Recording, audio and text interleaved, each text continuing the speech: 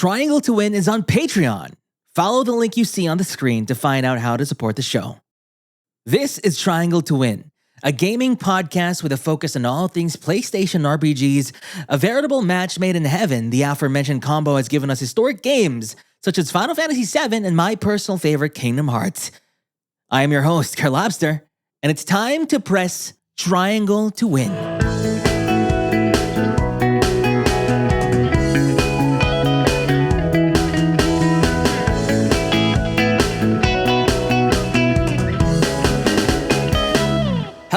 Hello, and welcome to episode 2?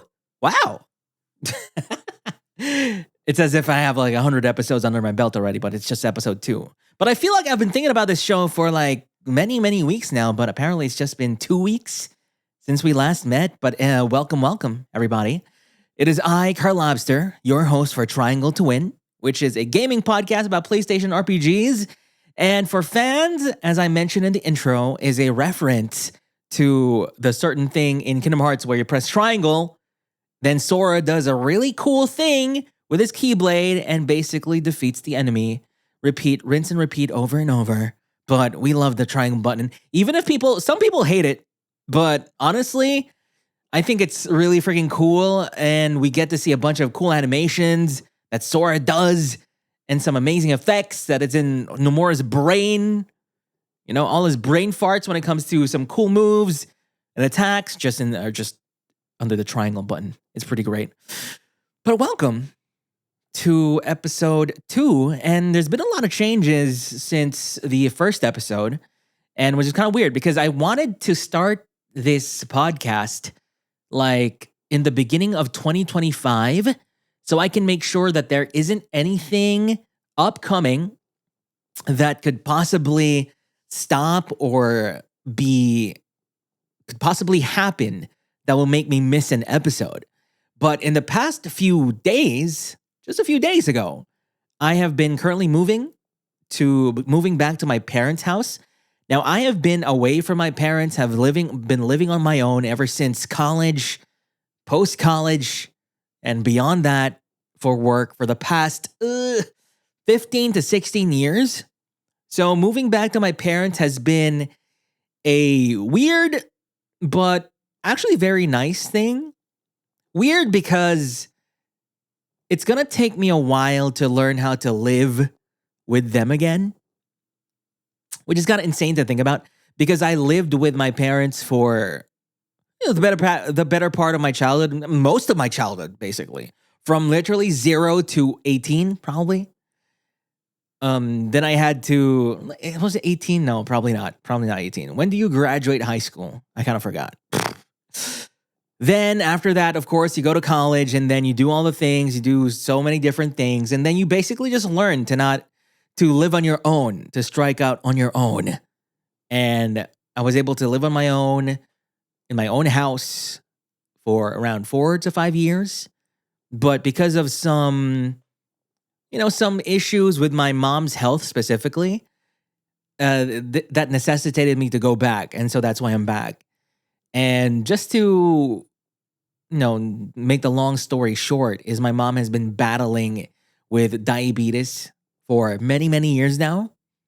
However, the biggest thing about diabetes is that it basically affects the whole body. It basically results in, especially advanced diabetes, it results in multiple organ failure. Now, for those listening, I'm a doctor. That's why I went through college and then post-college and then did additional training on top of that. So I pretty much stopped my quote-unquote education and training I was pretty old already. So I have really just been working. No, technically the last 4 years of the training is work, right? But then after that work, I worked more, like properly. So here in the Philippines, the residency training, so to speak, is like /work and /training. But the training part is what they use to gaslight you into just accepting your lot, accepting your position in the hierarchy. You're the bottom rung employee, and you're the guy who they ask to buy coffee outside. You're the guy who covers for all of your seniors, like leaves and stuff like that. You're the guy who's the boots on the ground, just, slaving away, right? You're that guy. And when you try and say something like, oh no, you know what? Work-life balance, that should be a thing, right? And they'll basically slap. No, it's because you're training. You do this because it's part of your training. And this is all necessary for your training. And there were actually multiple times, like during my residency, even my med school, where people have been talking about some sort of culture change. Where by culture change, I mean, because, here in the Philippines at least, we basically work ungodly hours. So a typical resident schedule is you go to work at 8 a.m. Let's say on Monday. Let's start a schedule on Monday. Monday, 8 a.m. Then you stay at work for 30-something hours. 30 plus, 32, 36. So you go home at around, let's say, 6, 7 p.m. the next day. So you're at work from 8 a.m. Monday to 6 p.m. Tuesday. And then on Wednesday, you go to work at 8 a.m., then go home at 5 p.m. Wednesday. Then on Thursday, you go to work at 8 a.m. Thursday, then 6 p.m. Friday. Then Saturday, you go to work 8 a.m. to 5 p.m. On the same day. You go home the same day. Then Sunday, you go to work at 8 a.m. and then you go home at 6 p.m. Monday. That's a typical resident schedule. And they always say that the reason for that is because it's in the name of training, so to speak, right? So that was basically my life for a few years. However, because of COVID, that schedule kind of changed a little bit, by a big bit. When that schedule necessitated skeletal hours, so to speak, where the workforce in the hospital is considered skeletal, meaning the very basics, just the bare bones of people that can make the hospital work. Because you don't want to transmit COVID to a bunch of people, so therefore you're limiting the people at work.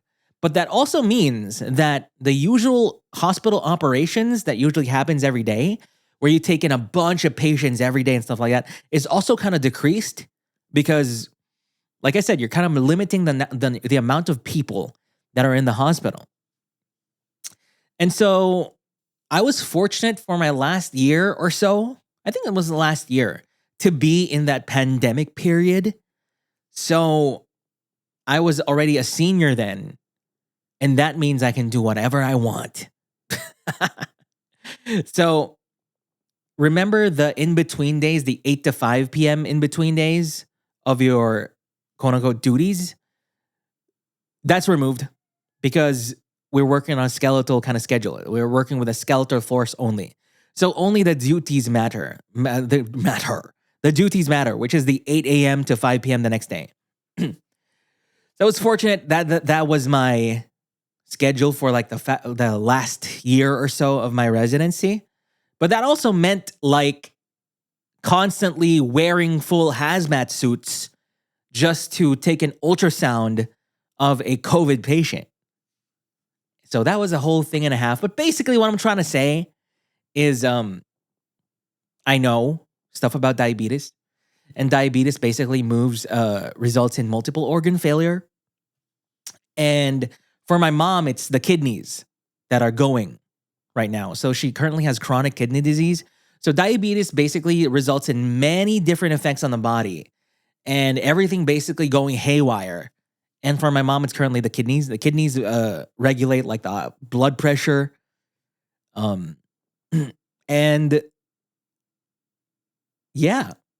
So right now, in the past few days, my mom has been undergoing dialysis, hemodialysis every Monday, Wednesday, Friday. So that's why it necessitated me to move back here because I needed to make sure that she's drinking her medications, which is she takes like 4 medications in the morning, 3 in the afternoon, and 3 in the evening. And I was pretty sure that she was not taking these medications when I was away. She'd say she took them, but I know for a fact that she's so stubborn. She's so stubborn. But also, in the past few days when I've been giving her medication, right? It takes so long for her to drink all 4 tablets. So, for example, in last morning, she took like an hour before she drank all 4 tablets. And that was me being right next to her and actually monitoring her taking the tablets. Now, what more if I wasn't there? She probably wouldn't drink it. That's the likely thing. She probably wasn't drinking the medications. She was missing her insulin shot. She was missing her diabetes medications. And therefore, it led to all of this stuff. And now she needs hemodialysis. So now I'm here to make sure that she takes all her medications. And also I need to bring her to the hospital every evening. Monday, Wednesday, Friday in the evenings, which is fine. It's like 8 a.m., but we bring her to the hospital at 8 p.m., but she's in line for like 2 hours. She actually starts at 10 p.m., and every session is 4 hours. So she actually finishes at around 2 a.m., 3 a.m., and that's when I go back to the hospital to pick her up. So that's a whole thing, but so far it's been a week or so, and she has taken all of her medications, absolutely all of them, because I was there to check all of that out. And she has gone to all her sessions. And just another thing where she's very stubborn is she's already thinking about skipping a session to go to the casino. And I'm like, nope, you're not skipping a session. No way. So that's the whole thing. But anyway, that's why I was scared that I won't be able to record this because I had to move so many things. I had to move my PC, had to move my PS5, had to move all my things, clothes. But fortunately, I was able to get settled down in this new place.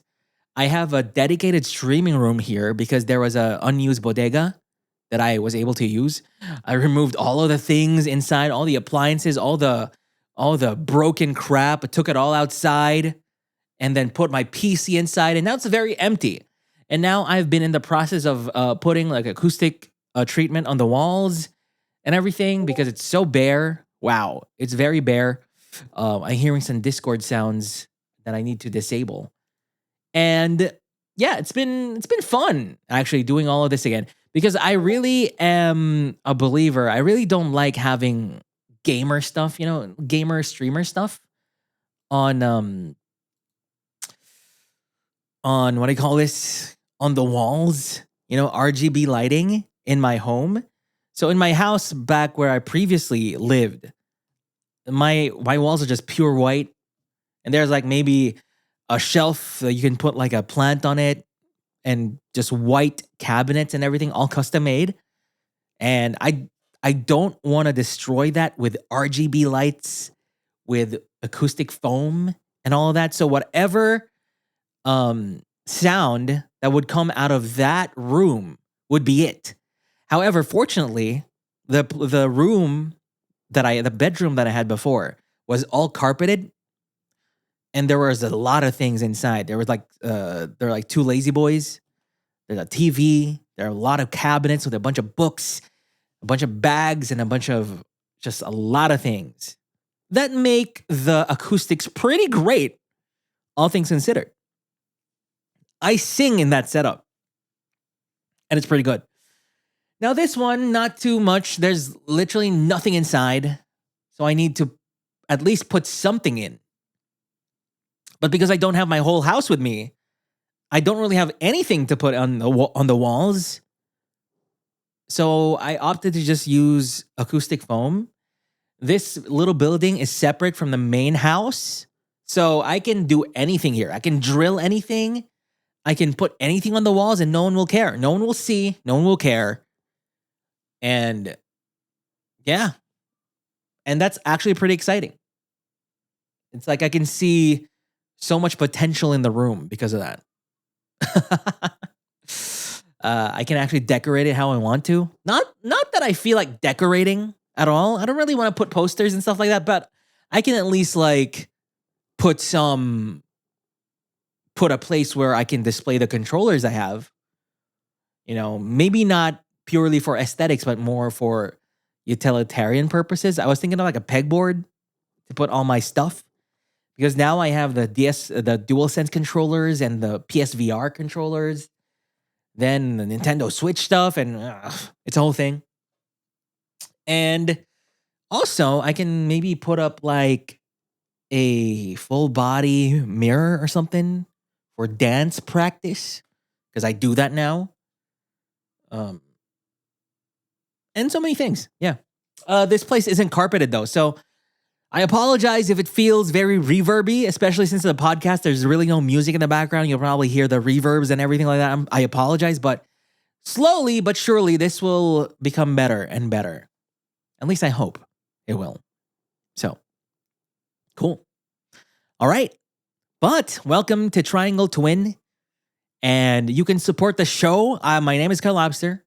I stream over on twitch.tv/Karlobster. I also have a YouTube, Karlobster. I think it's just Karlobster923. At Karlobster923. You can follow me there and on Twitter. And I don't really stream too much on Twitch these days, but I do plan on to after I have everything settled down and my new schedule like fully figured out. I'm still trying to figure out my schedule, because what's going to happen is, since I live with my parents now, I need to schedule around them, around their behaviors, around the things that they want to do every day. I need to schedule around them. So that's going to be a challenge now, but I think I can reach an understanding, a compromise here and there. So when I do, I will stream there occasionally. So if you want to follow that, twitch.tv/Karlobster. But if you want to support this show, Triangle to Win, my first ever podcast, and this is the second episode of that podcast, you can go over to patreon.com/Triangle to Win. We have multiple tiers there. The $1 tier is basically, it's called standard. It's more of just a support tier. I'm thinking to add something to that, but I'm not quite sure yet. But the next tier is a $5 tier, which is you get access to this episode 3 days early. Yeah, 3 days earlier than on YouTube. You get access to the audio 3 days early, which is great. It's also ad-free because it's hosted on Patreon. Then you can also... What else do you get for $5? I think that's it. I think that's it. I'm still working on finding a schedule to add a one more episode to the podcast every other week. So in essence, it'll become like one podcast episode a week, except the second episode, the second show, quote unquote show, is going to be exclusive to Patreon for a limited amount of time. And I was thinking those are mostly going to be spoiler casts, right? For a game, whatever game I'm playing, where I can just go deep dive into discussing a game. Because I can't really do deep dive discussions in this podcast where it's just a general overview of like a news and the games I'm playing. I want to keep the spoilers and deep dives in a separate whole, completely other format, completely other podcast thing. But yeah, still figuring that out. So we already have a few Patreons, a few subscribers already. So thank you wholeheartedly to all of you for supporting me and giving this podcast a chance. And I've gotten a bunch of cool feedback. Everyone's pretty nice.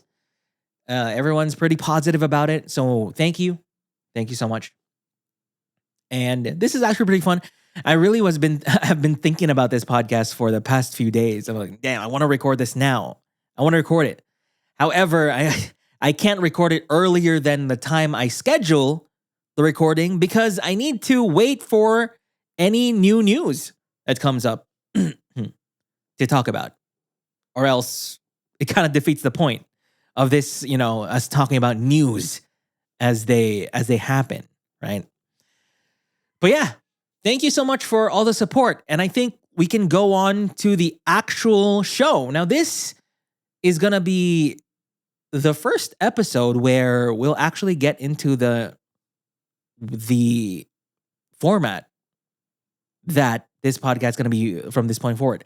because the first episode was kind of like a special episode, so to speak, because it was the introductory episode. And that has more of my experiences and everything like that. Of course, I'm not going to talk about my experiences and who I am as a content creator every podcast. So instead, this structure is going to be, we're going to start with some small gaming news.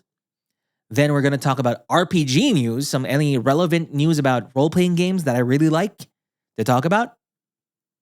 Then we're going to talk about the games I'm currently playing that I really want to talk about as well. I want to kind of dive a little bit into so you can see what I think about these games that I'm currently playing. I'm going to talk about 2 games in this episode that are pretty cool. Then lastly, we're going to end with the biggest gaming news, which is just going to be a few, maybe 1 to 3. I'm also ruminating on the idea of having patron submitted questions, but we'll see. Because I'm looking for stuff to add to the podcast, some more sections. However, this podcast will naturally evolve as we go along, for sure, as podcasts do. And who knows, I might even think up of some segments that I've never even thought would have been included here. Like, I don't know, maybe here is the JRPG term of the day. We're going to talk about leveling up. Where did level up start? Oh, that's actually a pretty cool thought. Maybe I should do it. Yeah. Maybe I should. Maybe we should talk about leveling up next episode. Maybe. All right. But into the news. So for the smaller gaming news items that we have, well, this isn't technically small, but since this is more a PlayStation RPG podcast, we're not going to really talk about this too much, but the Nintendo Switch 2 has been revealed. Unfortunately, not named the Super Nintendo Switch, which I hope that they would name. But it does make sense why they just called it Nintendo Switch 2 for clarity.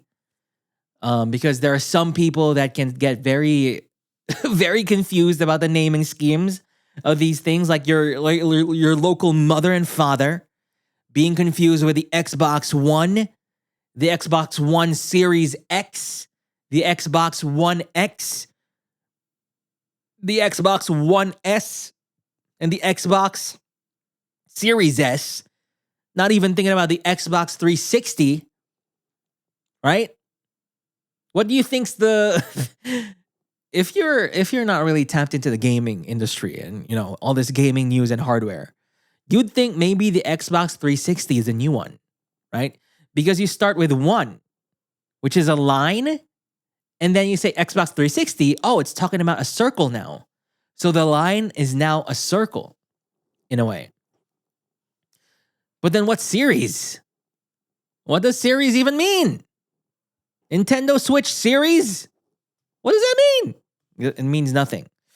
But anyway, Nintendo Switch 2 was revealed. Nintendo Switch 2, according to the press release, plays Nintendo Switch 2 exclusive games as well as both physical and digital Nintendo Switch games. Certain Nintendo Switch games may not be supported or fully compatible with Nintendo Switch 2, and the details will be shared on the Nintendo website at a later date, and also via a Nintendo Direct coming this April for more details on the console itself. But I think they possibly, very likely, will also show some games on it, which is funny because what would we get the Switch 2 before? Wasn't there a Metroid Prime being made? I wonder if that's going to be cross-gen now. Like the new Metroid Prime or something. Not like I know anything about Metroid Prime. Not like I know anything about Nintendo. I'm not too much of a Nintendo fan, so I can't really comment too much about its history and how it does things, but it should be interesting to be there during Nintendo Switch 2 reveal. Formal reveal in April. But yeah. So from the trailer itself, didn't really show us much except for the console itself. It sports a new mostly dark gray look with some colored accents on the controllers. Just accents, like under the stick accents. They still kind of use the orange and blue thing, but it's a very subtle now. So it's mostly a dark gray system, at least from what they showed. And it doesn't look entirely different from the Switch 1. I'd say it just looks the same. But also kind of bigger. I think it makes it clear that it's kind of bigger than the first Switch. But the other thing that's different about it are the controllers. Now the controllers, if you remember on the Switch 1, they use the sliding mechanism, which I did not like. The sliding mechanism is funny because when you first get your Switch, the sliding mechanism is solid. Like, it feels good. You slide the Joy-Con in and it just snaps and then it doesn't move, right? It's pretty solid. But after just a few days of using it, it suddenly starts to rattle. It just rattles in the socket that it's in, and that's when you're like, oh, this should be better. I wish this was better. I wish this felt better. And then just in general, the Switch just feels kind of like it just really feels like an Android tablet with controllers slapped onto the side, right? That's really what it feels like. It feels very... Let's just say when the Switch released and I got my Switch, I feel like I was using some third party solution to playing Nintendo games on the go instead of an actual like Nintendo console. Because if you're talking about Nintendo consoles, you're thinking about the Wii, right? Which has a very specific design language to it. Even the controllers are very specifically molded to be Wii-like. The Wii U also was it was similar to the Wii, but it still has that footprint where like you're looking at it, that's a Wii U because it has another screen thing, right? Then you have the 3DS and the DS, and those are very Nintendo just to hold. You can feel it. You can feel it in their systems. But when I first held the Switch 1, it just felt like, hey, this thing in the middle, because the thing in the middle was all black. It was just all screen, all black. And really just felt like one of those cheap Android tablets that you could buy. And then they just slapped like controllers on the side and call it a day. And it's kind of weird. Now, this new one seems to be taking the same direction. However, the controllers don't slide in anymore. They snap onto the sides of the Switch through magnetic connectors. They kind of snap in with magnets now, with a different type of connector. They don't slide in anymore. You snap them, and then there's a little connector on the middle brick thing that kind of slots into the controllers now. And a lot of people were thinking that this may be a point of failure by a lot of people. And I think it's kind of weird because a lot of people thought that if you move it from, for example, you're holding the Switch 2. If you hold the controllers and wobble it from front to back, that it'll probably break the break the little chip that it slots into. But what I was thinking, what happens if you hold the Switch vertically? Right? Since you just slot in the controllers, won't it just fall down? How strong are these magnets? Can these magnets hold the Android tablet plus the other controller when held vertically? Probably yes. Very likely yes. I doubt Nintendo will release this without, testing that and making sure it works and is good and feels good. I trust them to at least do that. But aside from that, they really didn't show anything. Nothing about the specs. They only said clearly that it'll play Nintendo Switch 2 exclusive games and it'll be backwards compatible, which is great. Then also they showed off a new Mario Kart. Not really interested in new Mario Kart, but sure, people were clamoring for that, I guess, because we've been playing Mario Kart 8 Deluxe for almost a decade now. Maybe a decade now. Something like that. So that's pretty cool. Though looking at the footage, it doesn't look any different to me, but it was kind of also off-screen footage, so to speak. And it just looked like a normal Nintendo Switch game. The typical graphics that you can see. But I think it has like 24 players, right? which is pretty cool. They say. I mean, I'm going to place 24 out of 24 anyway. And then lastly, the thing that people have been going crazy for is the possibility of this having mouse functionality. And because in the trailer, if you haven't seen the trailer for the Switch 2, they showed the two Joy-Cons being away from the Switch, and then you clip it onto something. It clips the part that is flat and is bare and connects to the screen is then connected to some little thing, right? Kind of like with the normal Switch Joy-Cons, you connect them to a little black thing which is connected to the wrist strap. It's kind of like that. And then in the trailer, once they connected that, they showed the two Joy-Cons just being like cars sliding on a black surface, right? Now, in these trailers, in a lot of these CG trailers and everything like that for games specifically, even if they're just proof of concepts, the CG trailers do kind of tell you. For example, in a game, they do tell you the gameplay systems in the game. For example, The Witcher. One of the first revealed trailers of The Witcher was just a typical CG trailer. And however, they showed a few cool things. Aside from the combat and fighting a monster, they also showed Geralt like downing some potions to affect like his vision and how he fights and everything like that, which basically implies that in the game you're going to be downing potions as well. That's a gameplay mechanic. And the recent Onimusha trailer, right, has the protagonist absorbing orbs, and which implies that in the game you will be absorbing orbs, which is basically the whole thing about Onimusha.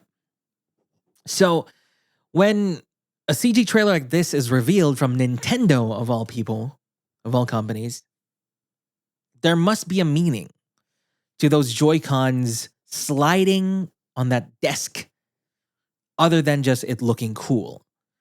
So this is where the speculation that it's going to have mouse functionality, which honestly would be pretty cool. I don't know that I'll be using them for, let's say, Marvel Rivals. I think that'd be pretty cool, though. Your left Joy-Con is going to be dedicated to the analog stick, and the right Joy-Con is going to be the mouse. But what I don't like about this is the Joy-Con itself as a mouse. It's so thin. We've spent so many decades, right, in technology, in improving the ergonomics of a mouse. And it's going to be funny to just go to a Joy-Con anyway and use that as a mouse. I don't know. I don't think I'll do it. But this does open up possibilities for the third party like scene, third party peripheral scene though.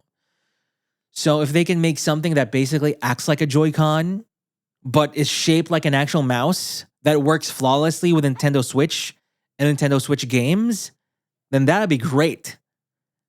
But I don't really see myself using the Joy-Con as a mouse. I already don't like using mouses,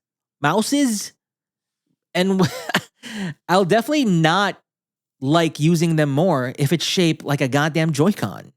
With how thin that is, with how thin and flimsy that is, maybe not.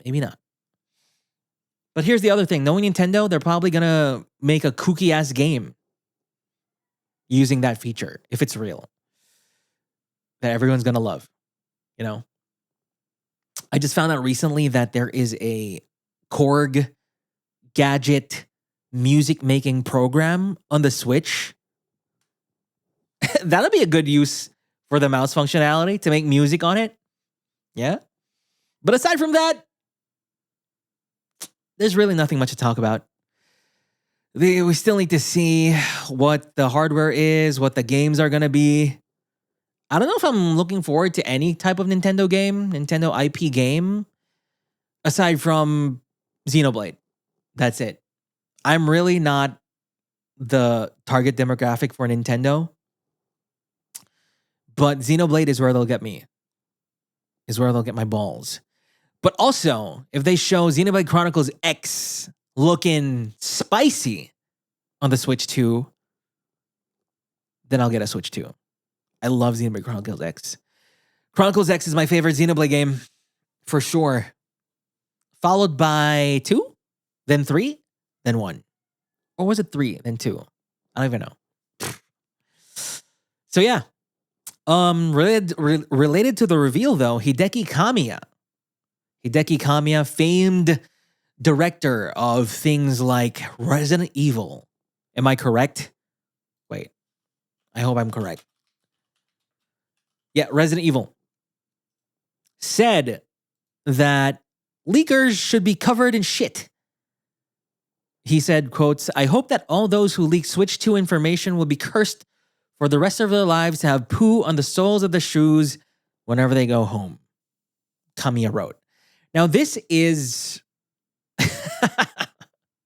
this is in reference to all the Switch 2 leaks that happened leading up to the Switch 2 reveal. So before the Switch was revealed, there have been many listings of so many different accessories for the Switch 2 on different websites, Chinese websites, even, what was that? There was I think it was D-Brand or something like that. I forgot. The company that makes skins and stuff like that. They even had like a case, and in their marketing, there's like, oh, this is the case for a Switch 2, right? And there was also a bunch of pictures, I think. There was a picture of the dock at one point. The stand, the kickstand for the Switch 2. And this is what Hideki Kamiya is referencing to, where he says that all of those people ruined the Switch 2 reveal in a way, or maybe forced Nintendo's hand to reveal a Switch 2 because of those leaks. And honestly, yeah, it kind of sucks. It kind of sucks that they get leaked like immediately. And we don't get to, we don't really know if this was Nintendo's plan all along with their marketing strategy for Switch 2. But of course, leaks suck because a lot of people work hard to develop marketing strategies and, beats to show to press and to the internet and to people to maximize the potential of their system. And it kind of sucks when they get leaked. However, my other side is, I don't really care. Just because, I don't know. Does it really? I don't think it really matters for the Switch 2. We all knew it was going to be a Switch 2. At least I thought that it was always going to look the same as a Switch 1. So even if people did leak the look of the system itself, I wasn't really all, oh, no.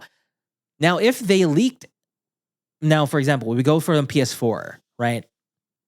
The PS4 looked like just a black rectangular box, And then if people suddenly leaked the look of the PS5 as we know it right now, then that's when I'll probably be like, oh no, you ruined it. Because the PS5, at least the look of the PS5 was still nebulous. We didn't have any expectation for how the PS5 would look. But now we find out it looks like a Yu-Gi-Oh character and stuff like that. And I think that's a more substantial, a more emotionally affecting leak than the Switch 2 just looking like the Switch, right? So cool. Then lastly, for the Switch 2 could make Joy-Con drift a thing of the past as Hall effect stick leaks gain credibility. So one of the biggest problems with the Switch was the Joy-Cons, was the drift. Even I got affected by the Joy-Con drift that I had to upgrade, replace my Joy-Cons at one point for a new one because of the drift. It was terrible. But As we can see here from Video Games Chronicle, in late December, a mystery insider calling themselves Next Handheld posted a photo of what they claimed was a side of the Switch 2, then proceeded to give more information on the console on the Nintendo Switch 2 Reddit page, right? However, Next Handheld's photo, along with other information such as the analog sticks having a pop of color under them, suggests that their information was accurate because they were able to, because of their leak, was very, very accurate to the actual Switch 2 that we see right now. But he also claims that the most notable change for the Joy-Con being that they will have the Hall effect sticks, something they said was shown during a behind closed doors teardown of the hardware. And now, because of the accuracy of his first few leaks, people are now believing that this new one, where he talks about the Joy-Con sticks, could also be real. So Hall effect sticks use magnets and electrical conductors to measure the position of the stick. I don't really know what the science of this is, but traditional joysticks use a physical connection with a potentiometer to measure the stick's position, while Hall effect sticks have no physical contact between the stick and the sensor. So I guess the physical contact between the stick and the sensor is what makes the wear and tear happen to the sensor, causing the drift. And it looks like Nintendo, hopefully, will have fixed it. That'll be good. Yep. Nothing much else to comment about there, but Nintendo should have fixed the drift many, many moons ago. So that's good to know that they're probably fixing it. Okay, some other stuff in our small news section. Astro Bot is getting a surprise edition, potentially with mystery cameo bots. So it was previously assumed from Video Games Chronicle that Team Asobi had concluded its planned free DLC releases for the PS5 platformer following December's Christmas level. However, it seems that Asobi isn't done yet. The game received 5 free speedrun stages of DLC, which were released weekly starting mid-October. But now a new speedrun level has been debuted during a PlayStation-held tournament over the weekend. Footage from the level, which you can see below, shows that it will use a time-stop power-up and the flower, which allows Astro to float higher in the air. It's unknown when the level will be added to the game. So, interesting, because this Astro Bot level was just shown at a PlayStation-held tournament only over a weekend. And we actually have footage of it because it was streamed. Now, I'm not sure if since this article, it has been published on the game already. But it's interesting. It's interesting that they keep supporting this game months after it released, even if they didn't have like a very specific like roadmap or DLC plan laid out in the beginning, or at least I believe they didn't have one publicly. So they're just releasing this for free over months after its release, which is pretty cool. Now, if you think about it, maybe Astro Bot is the real live service game from PlayStation with these new speedrun levels and the December Christmas level. Though they're not paid for, so not really. But still, it gives incentive for people to buy the game. When they keep seeing that, a new level is in Astro Bot, cool. I get to play something that wasn't there during release. You get more in the game now because of that. And I think that's pretty cool. Mm-hmm. So, thank you, Team Asobi, for that. It'll be interesting to see what they plan to do next. I'm looking forward to Team Asobi's next game. Can't wait. So next one, in one of the more controversial news in recent times, for a weird reason, Team Kill Media's Code Violet, a game they say is a spiritual successor to Dino Crisis, is releasing exclusively for PS5 for reasons that you might not have expected. They say that the reason they are not bringing this game to PC is they do not want anyone modding vulgar versions of the main character, as well as other characters in the game, it wrote. So, this game that they're making, Code Violet, made by Team Kill Media, is basically combines, typical people with guns and dinosaurs, in a way. So it's very Dino Crisis. They really just described it as a spiritual successor to Dino Crisis. And when the trailer was first revealed, everyone is super hyped about it. I remember seeing this on Twitter, and I saw it have so many interacts and people loving it and people being hyped about it. But then I think hours later, they tweeted that they wanted to make it clear that the game is going to be PlayStation 5 only because they don't want people putting naked naked mods, naked and sexualized mods in the game, which caused a big outrage for people. Oh God, especially for PC gamers. Because if you didn't know, in PlayStation 5, you can't really mod. I guess you can, maybe, but it's not as accessible as compared to being, the modding scene on PC. So they also wrote here, we hold our voice actresses and actors with high regard as well as our artistic vision for the game and story and reject any form of destroying that with sexual mods. Making a joke out of our art and possibly tarnishing the reputation of our voice actresses and actors is not worth the extra money we can make. We are not against PC gamers, the PC platform. We're not against modders and some of the fun mods they make, but we are 100% against pornographic mods, period.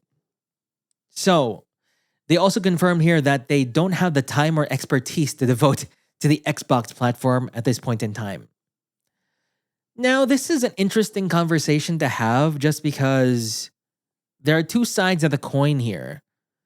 But one side of the coin is that PC gaming is a beautiful, even sometimes weird platform for games because of mods, right?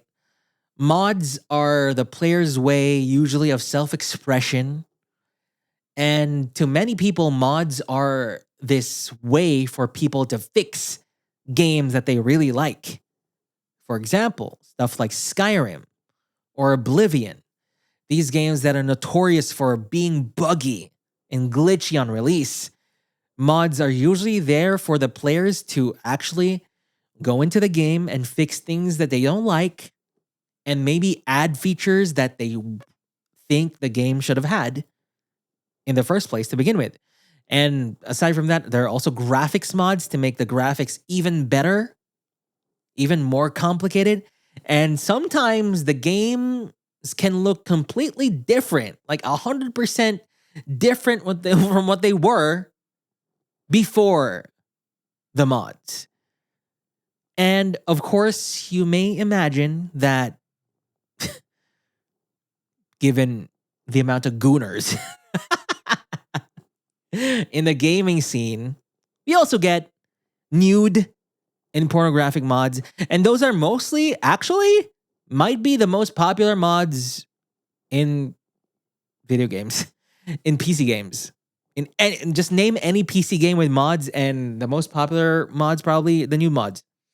Even Final Fantasy XIV has mods like that. So on one side, that kind of sucks because, when you have a game on PC, in a way, that's yours. You can do anything you want with it. You can put any kind of mod. You can make Clive naked or whatever. That's your prerogative. You can do whatever you want, right? But on the other side, there also is something to be said about the developers sticking to whatever creative vision they want for their own game. Because, of course, games are art in a way. They're art, and they want their art to be respected in a certain way. And I think that's also their prerogative. If it's a player's prerogative to do whatever they want with a game, that means making a nude mod, making Tifa naked in Final Fantasy VII, then I think there also is a side to the developers where they have their own right. They are within their rights to just put their game on a platform where that won't happen. And so there are two sides of this coin here. There's a lot of outrage on the other side where it's like, no, your game is going to fail because you suck. You don't support the modding community. You won't give us our nude mods and stuff like that, right?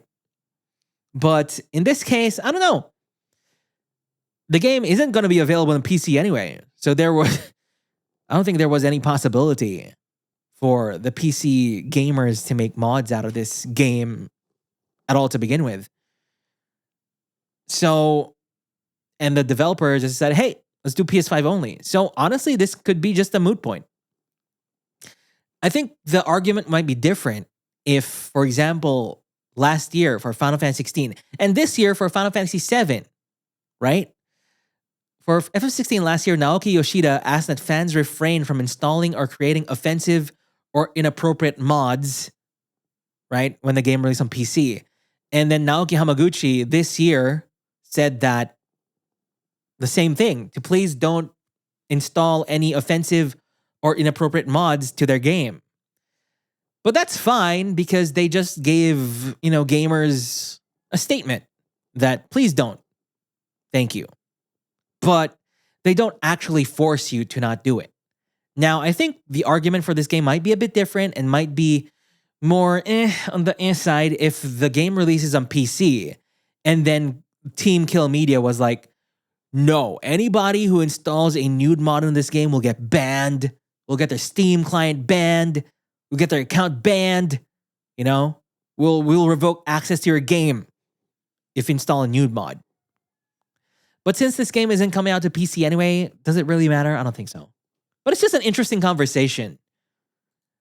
Because I really do think that devs also have the right to put their game on one platform only. Just because. For any reason that they want to. Whether it's creative, personal, ethical.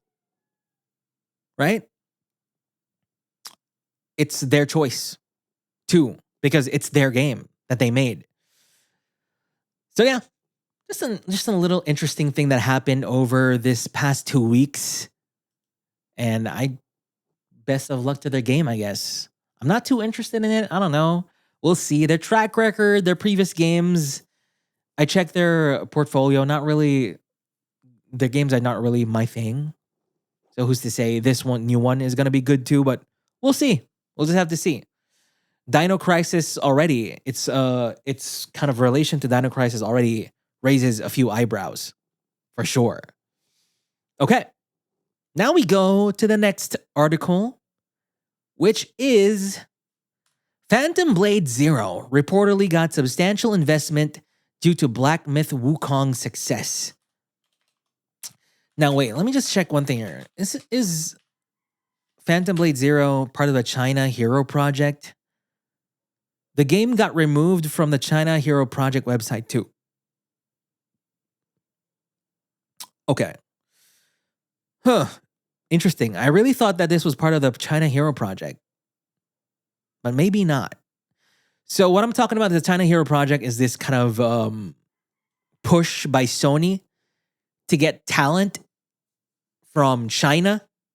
They also have the India Hero Project. They also have one other thing.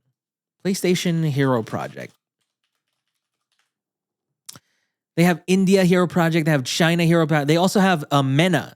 MENA Hero Project, which is the Middle East. Saudi Arabia, UAE, Egypt, Morocco. Stuff like that. Where they take talent and studios. They don't take them, but they fund the creation of their games. To kind of nurture talent in all these emerging gaming industries. To hopefully foster new studios and help them make a game and kind of so they can make games for the PlayStation 5 and other places as well. But since PlayStation 5 PlayStation is going to fund them, then they're definitely going to be on PlayStation 5 no matter what. But this is an initiative by Sony to tap into these emerging markets where maybe the games are made cheaper, right? And also to tap into audiences that are just there waiting to be tapped into, to be brought into the AAA gaming fold and console space, right? For example, for Stellar Blade along with Lies of P are the spearheads to South Korea's new deep dive into console AAA gaming. Because South Korea is very MMO and mobile centric in terms of games, but this is a new initiative by them to head into the console AAA gaming space. And for China, that game was Black Myth Wukong. Black Myth Wukong was the reason why so many PlayStation 5s were getting scalped from Japan to ship to China. Because so many people wanted to buy the PS5 to play Black Myth Wukong. Even if it is available on PC, yes, it is available on PC, but, you know, it's also available on PS5. So, that's the whole thing here. So, Phantom Blade Zero, I think, is a game made by a Chinese developer. What's the name of the developer here? S-Game. S-Game. So here, the article says from Video Games Chronicle, Black Myth Wukong has been a huge commercial success since it was released last year, selling over 20 million copies across PC and PS5 in its first month and attracting 1.44 million concurrent players on Steam within days of release.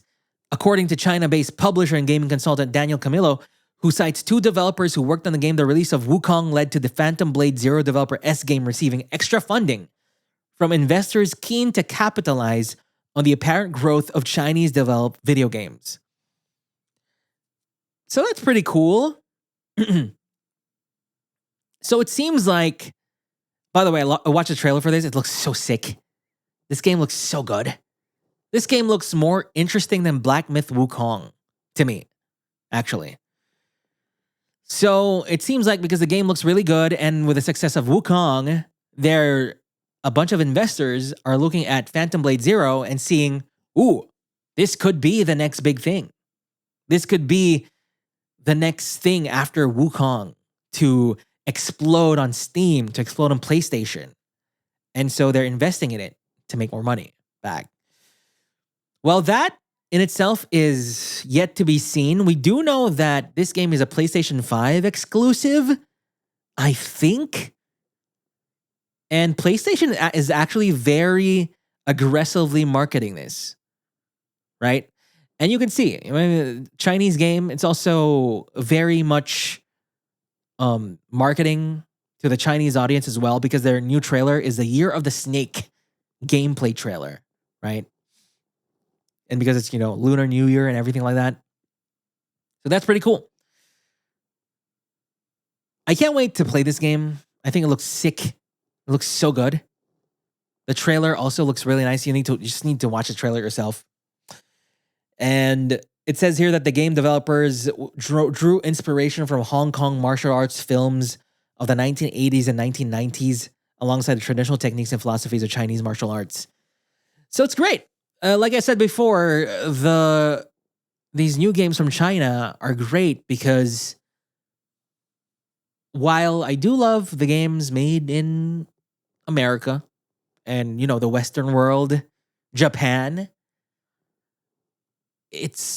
playing Wukong was really interesting because you could see a different philosophy with the development of the game. You can see a completely different way of making a game in it, right? A completely different culture is in it. Completely different source material that I haven't really read before. I knew about the existence of the source material for Wukong, but it's not like I read it. It's not like I see that every day. Even if it's very popular. Things like Dragon Ball, right?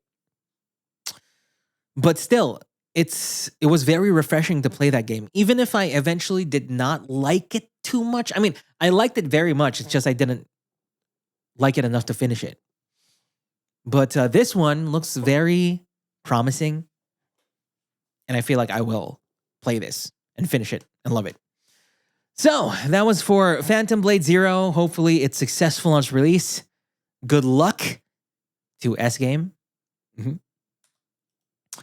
Now for this next one is from Video Games Chronicle. Palworld developer is entering publishing. And its first game is from the Tales of Kenzera Zhao team, Surgent. So a new horror game from Abubakar Salim's team is coming this year. After Palworld's meteoric success, it seems they have now turned their eye to using the wealth they amassed for game publishing. Pretty interesting. You may remember that Palworld and Pocket Pair are sitting on a big pile of cash after the release of Palworld many, many moons ago.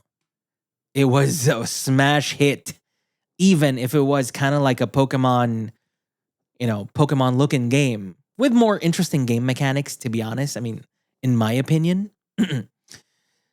And it's interesting that they really, after the very first game, they're already publishing a game from someone else.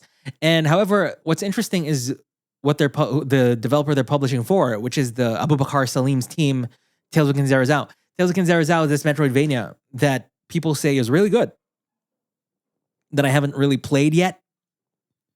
But it's interesting that they already went in this direction. It's going to be a horror game set to be released later this year.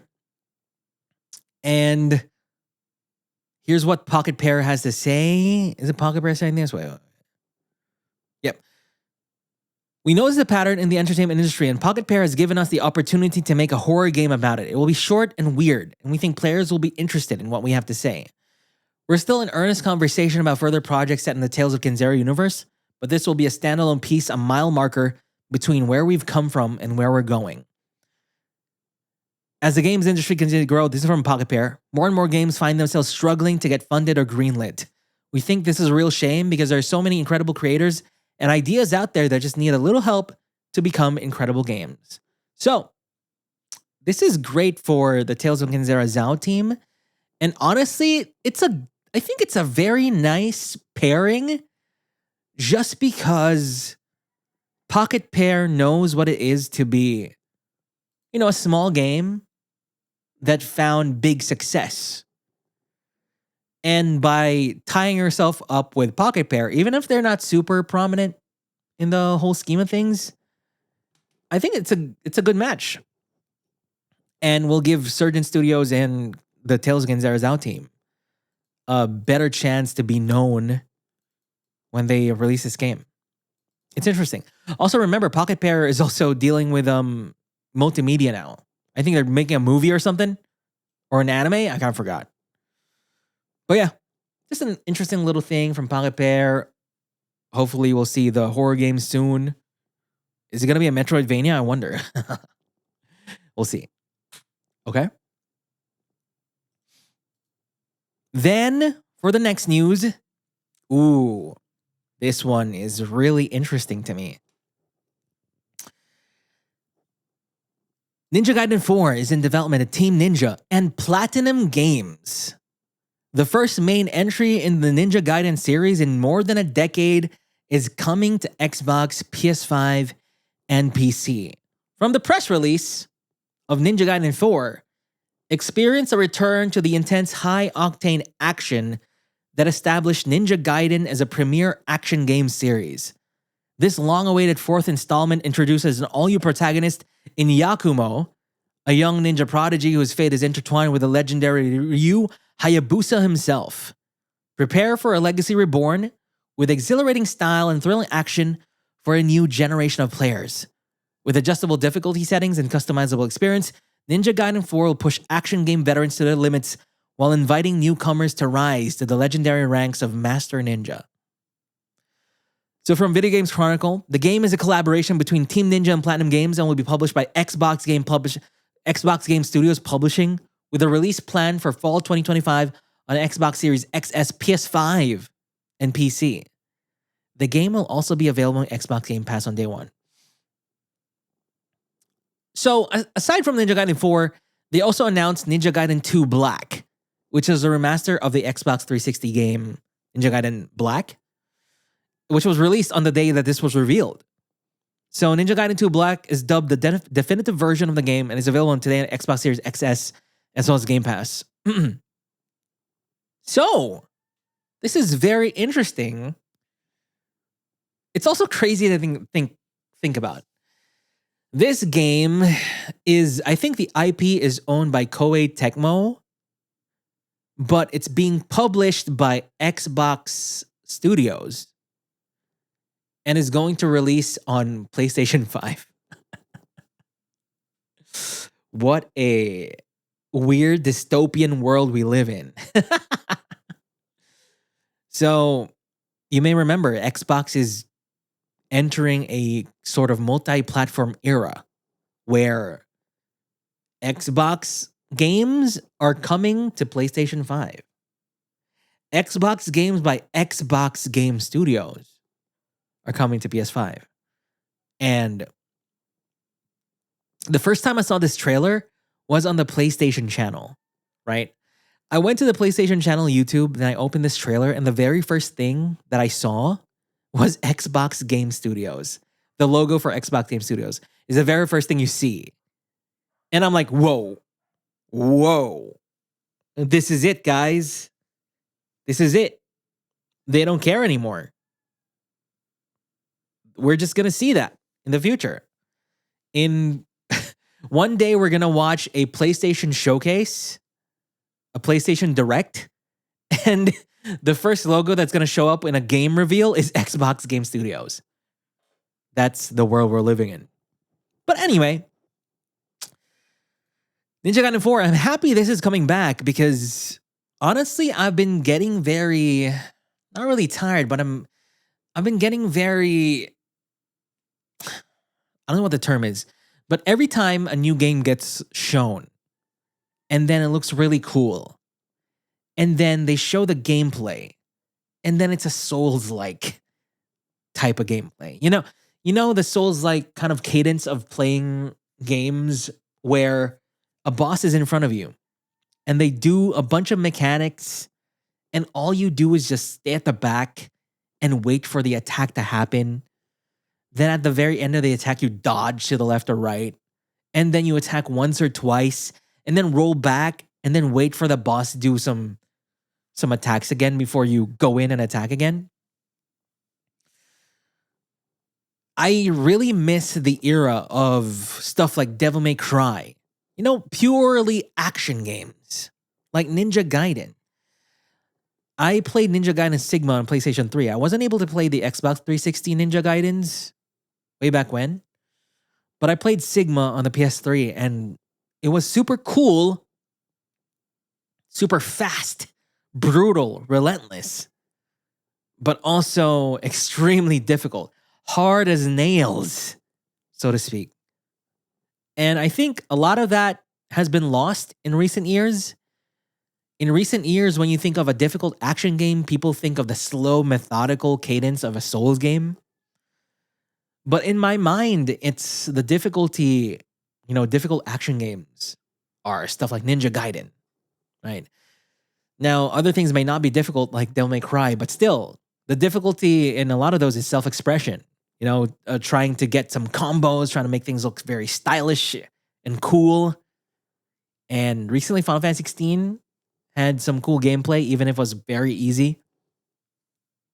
But I do miss the era of action games, and I'm glad to see it's slowly but surely coming back.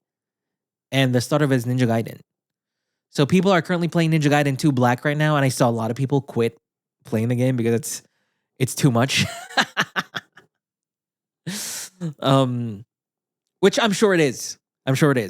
I think I'll pick up Ninja Gaiden 2 soon, maybe next week, and give it a run.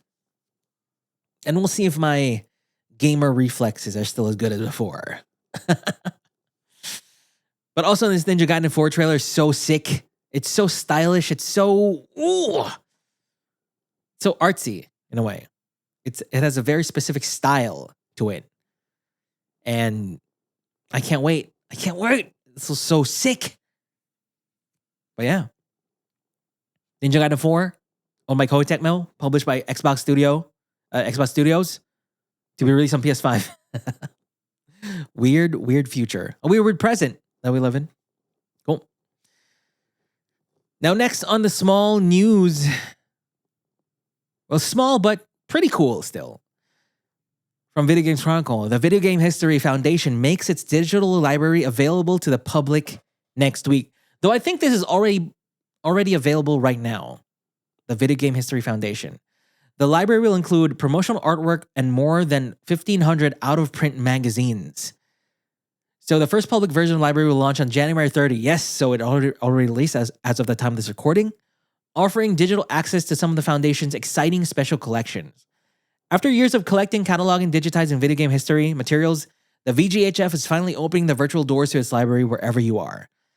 The news was teased with high-res images featuring Donkey Kong Arcade Flyer artwork and Final Fantasy VII artwork. So this is really, really cool because I visited the site. Actually, let me visit it right now. And it's really nice because they have a digital archive of so many things here. Let me bring up something. From software promotional material, which is the first thing that you see in front. And there's literally just pages upon pages of like promo material from magazines as well. I really lament the fact that gaming magazines are kind of gone in many, many ways. But even Ninja Blade has something here. We were just talking about Ninja Gaiden. They got the Ninja Blade release posters that you can just see. God, this is such a sick website. It's really cool. I really lament the fact that these magazines and these promotional materials are now gone. Mostly. There's even E3 directories, Electronic Entertainment Expo directories, from way back 1995. What? Wow, that's pretty cool. I recently saw a tweet of like, you can buy video games, right? You can buy old games right now, right? But apparently people are selling the manuals like separately. So you buy the game, and then there's a whole other separate section in the shop where you can buy the manual for the game. And the way that they market it is complete your game, buy the manual, read it as you go home. And I'm like, no way. No way you're doing this. What? Yeah, this is pretty cool. If you want to go check out some cool scans of artwork, of promo material from magazines and stuff, definitely go visit the VGHF. It's just there. The website is a bit weird. I guess it's okay for just a professional looking website. Professional being very bare bones looking. It's not really that special in terms of its look. I expected going in here to be more gamery, but no, it's more like you're looking at a research website more so than anything. It's like you're looking through a scientific website. Oh, you can search here. Let me Final Fantasy. Let's say Final Fantasy 9. Will anything show up? Game Informer magazine. Yes, a bunch of magazines with Final Fantasy 9. That's so cool. Oh no, it just gives you a bunch of different magazines with maybe Final Fantasy in them. God. Yes. So that's cool.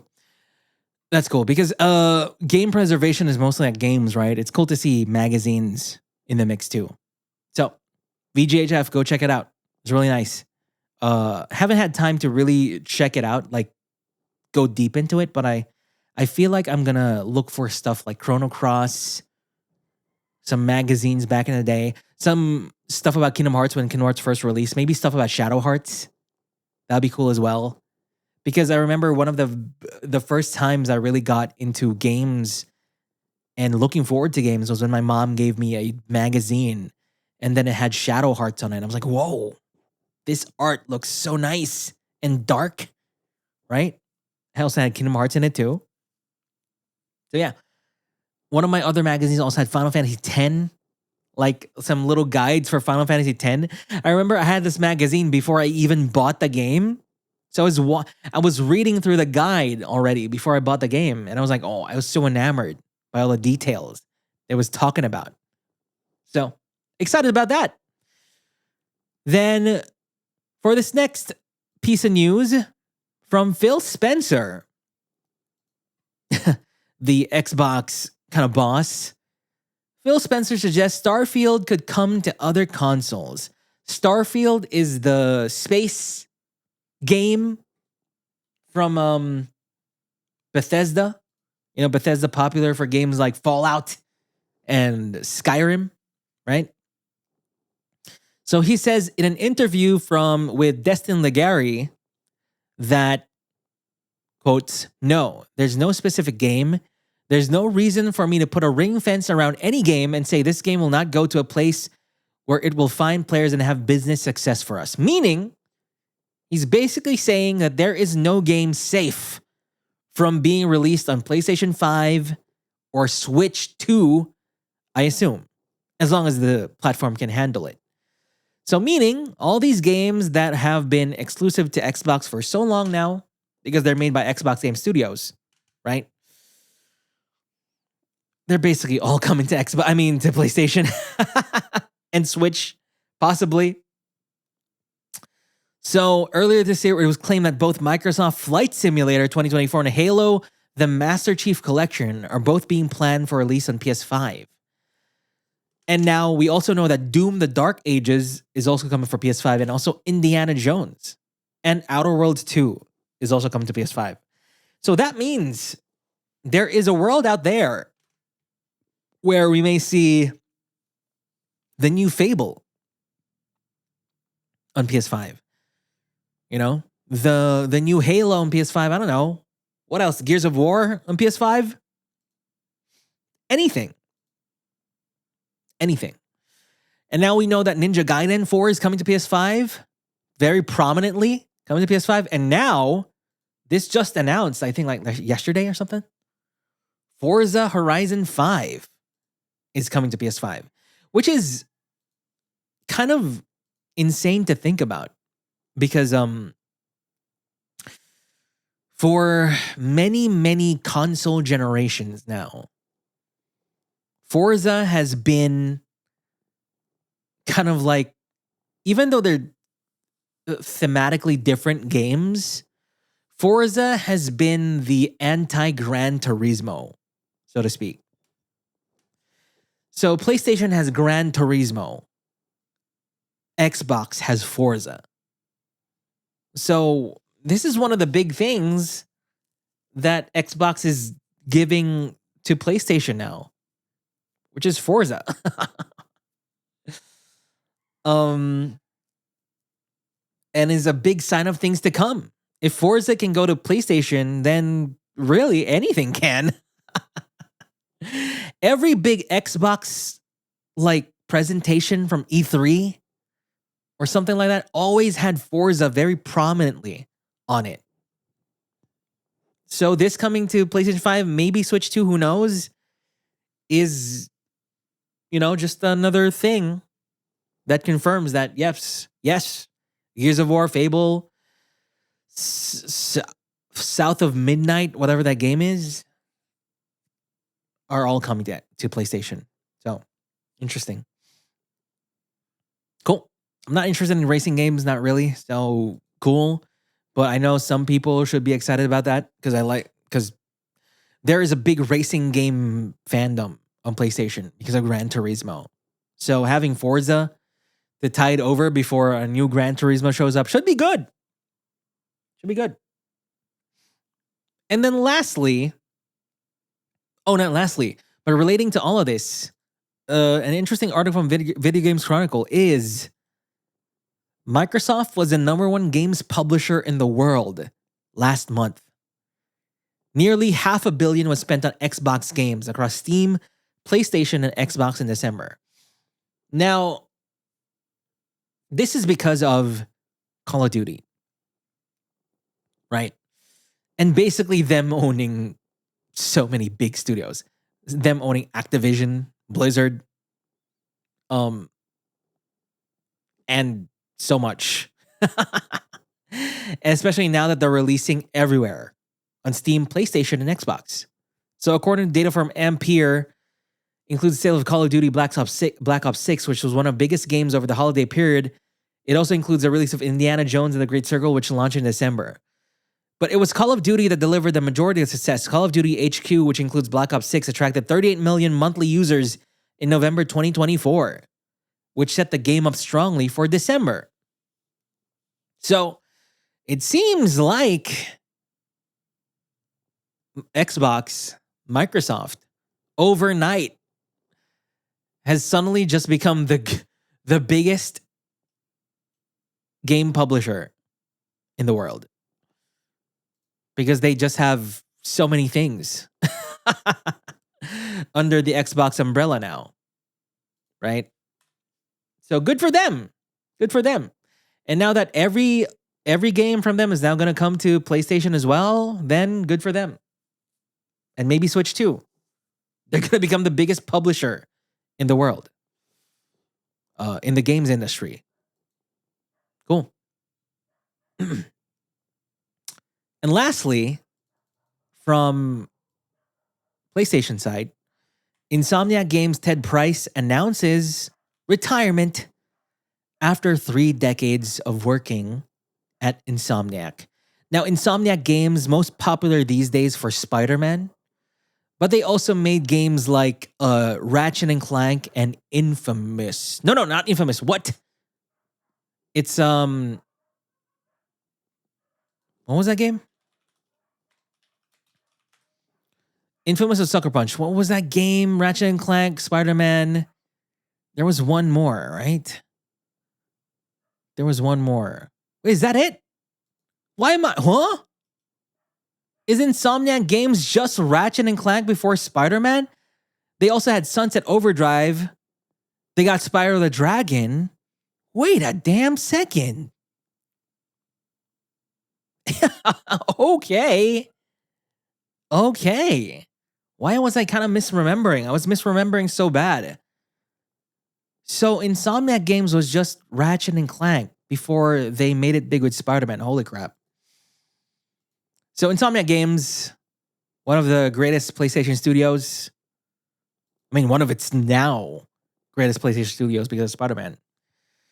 Its head, Ted Price, after 30 years of working for Insomniac, is going to retire. And of course, they did a lot of good to the PlayStation fans.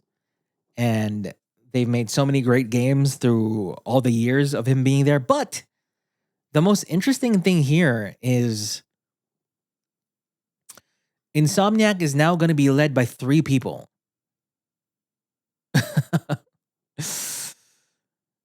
So from one person, it's now going to be a 3 people led leadership for involving Chad Dezern, Ryan Schneider, and Jen Huang will become Insomniac Games' new co-studio heads.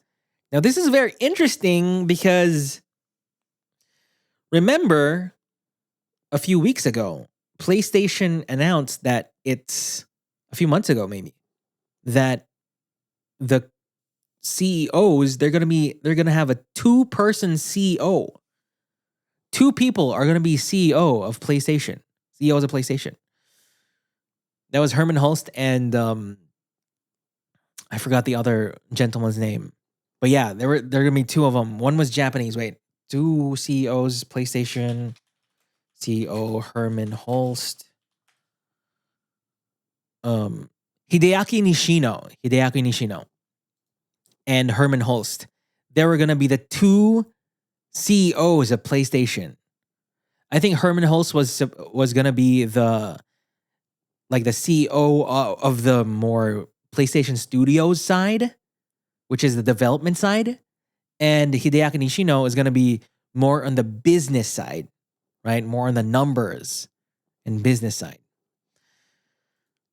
And now suddenly Insomniac Games has 3 CEOs. And which goes to show what is going on at PlayStation that they're suddenly doing multi-CEO companies. I feel like for PlayStation it made more sense because PlayStation is really big. And PlayStation is basically 2 divisions anyway, which is the actual games development and the business side. There are always 2 parts. Now for Insomniac, it's just a development studio. Why would they need 3 CEOs? But honestly, I'm not really a business corporate head to know much about this, so I can't really say much of anything about it. So cool. Best of luck to Insomniac. I hope this works great. But in my mind, and it might just be my boomer mind working right now, I feel like just 1 liter is enough, right? Because 1 liter just makes things simpler. Like just 1 liter to say yes and no to things. Now, if there are 3 liters, then what if 2 of them say yes and the other says no? I guess that's fine, right? Because there's going to be like 2 yeses, 1 no. Therefore, we go yes with this idea. But then also, you're going to be like, hey, but I am at the same level as you guys. Why is my no not the thing that we follow, right? It's kind of weird, but we'll see. But good luck to Ted Price. I think he's just retiring, straight up retiring. He's not going anywhere else. He's probably super rich now anyway, and just wants to live the rest of his life in peace and quiet without all the craziness of game development. So good luck to him. And he did what a lot of us wish we could have done, right? A rich 30-year career that you're going to leave happily with a bunch of money that you could just live off for the rest of your life. That's the dream. The dream. God, I wish that was me. I wish that was me. Okay. All right. So now we go into more the RPG news. There we have a few things, some new RPG announcements and interesting things that have happened this past 2 weeks. First off is Dragon Quest III HD 2D Remake was Japan's only million-selling physical game last year. Right? Famitsu has posted its annual Japan sales report for 2024, which focuses mainly on physical software sales in Japan, and therefore doesn't count digital sales. This is a cool metric because I love physical games. Physical games, I will fight for physical games until the end because they're so cool on a shelf, even if they're just useless and take space. I think they're just nice to have.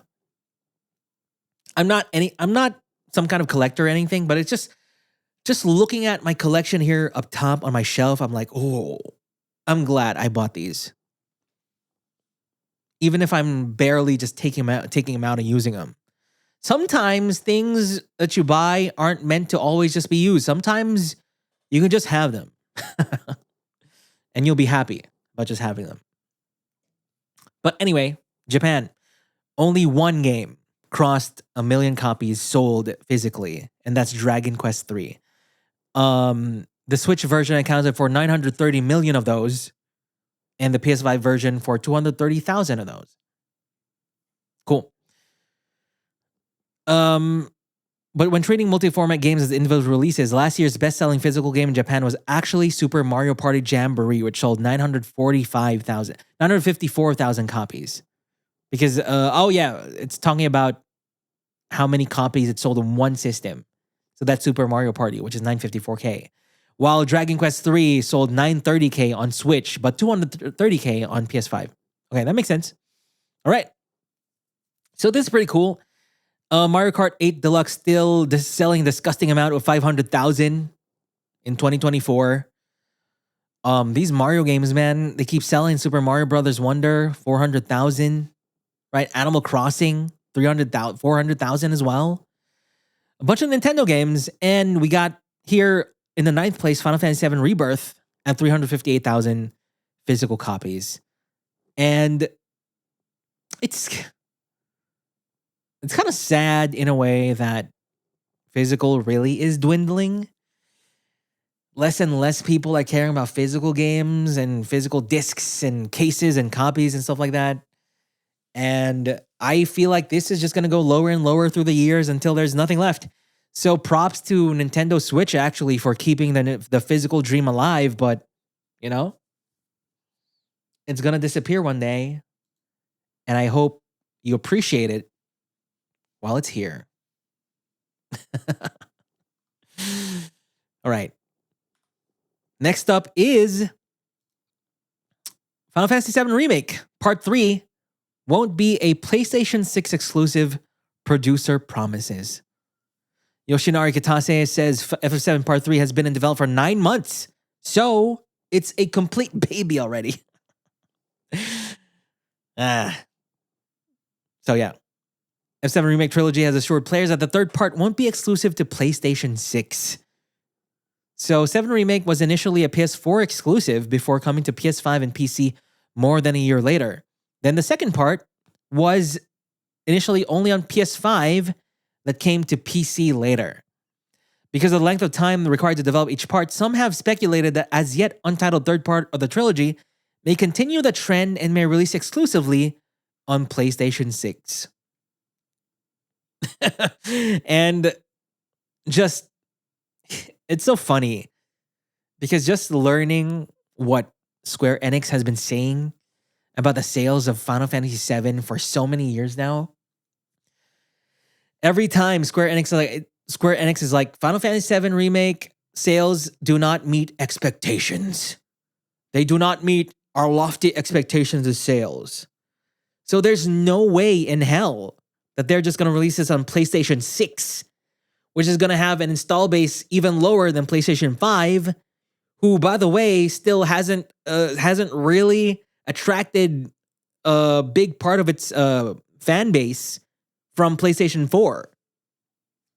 So there was no way it's going to be PS6. So it makes sense for this just to be PS5 and PS5 first, or maybe cross-gen PlayStation 6 and PC at the same time. That's definitely what they're going to do. That makes the most sense. Maybe PS5 first and PC at the same time, and then PS6 in the future. And the big thing that they should do is find a way to get the remake series on Switch 2. I think that's what they're going to need to be able to meet their lofty expectations for sales. And however, there is a very big caveat here, and that's the fact that Rebirth is not on PlayStation 4. Because if the Switch 2 is around the power of a PlayStation 4, and the lowest that PlayStation 7 Rebirth is available in is PS5, then it might be impossible. Then we might not see FF7 Rebirth on Switch 2. Now, if Switch 2 was more PS4 Pro in power, then maybe. But yeah, Square Enix needs to figure it the heck out. Release this game on Switch. Do it. Even if it looks like ass. Just do it. You need it. We need it. I mean, I need Final Fantasy VII Rebirth Remake series to have its flowers, right? Because this is such a miracle of a game, such a big once-in-a-lifetime project from Square Enix of all places, of all people. You know, Square Enix has a lot of trouble making games, especially Final Fantasy games, that it's crazy that this is just right on track. The whole 7 Remake project, it's insane that it's just perfect. You know? The only thing that's not perfect is the sales. And all I'm saying is that to you out there listening, and if you want more of these types of games, you need to put your money where your mouth is. Vote with your wallet, right? There's no worse thing than such a great product with high production values, which is so good and gives so much breadth and depth in gameplay and story and everything. That's way above its competition. To not make as much money as, I don't know, Minecraft, right?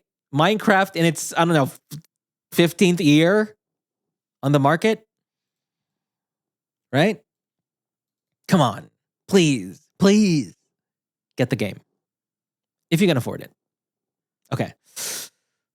So, 7 Remake Part 3 on PS5 and PC for sure.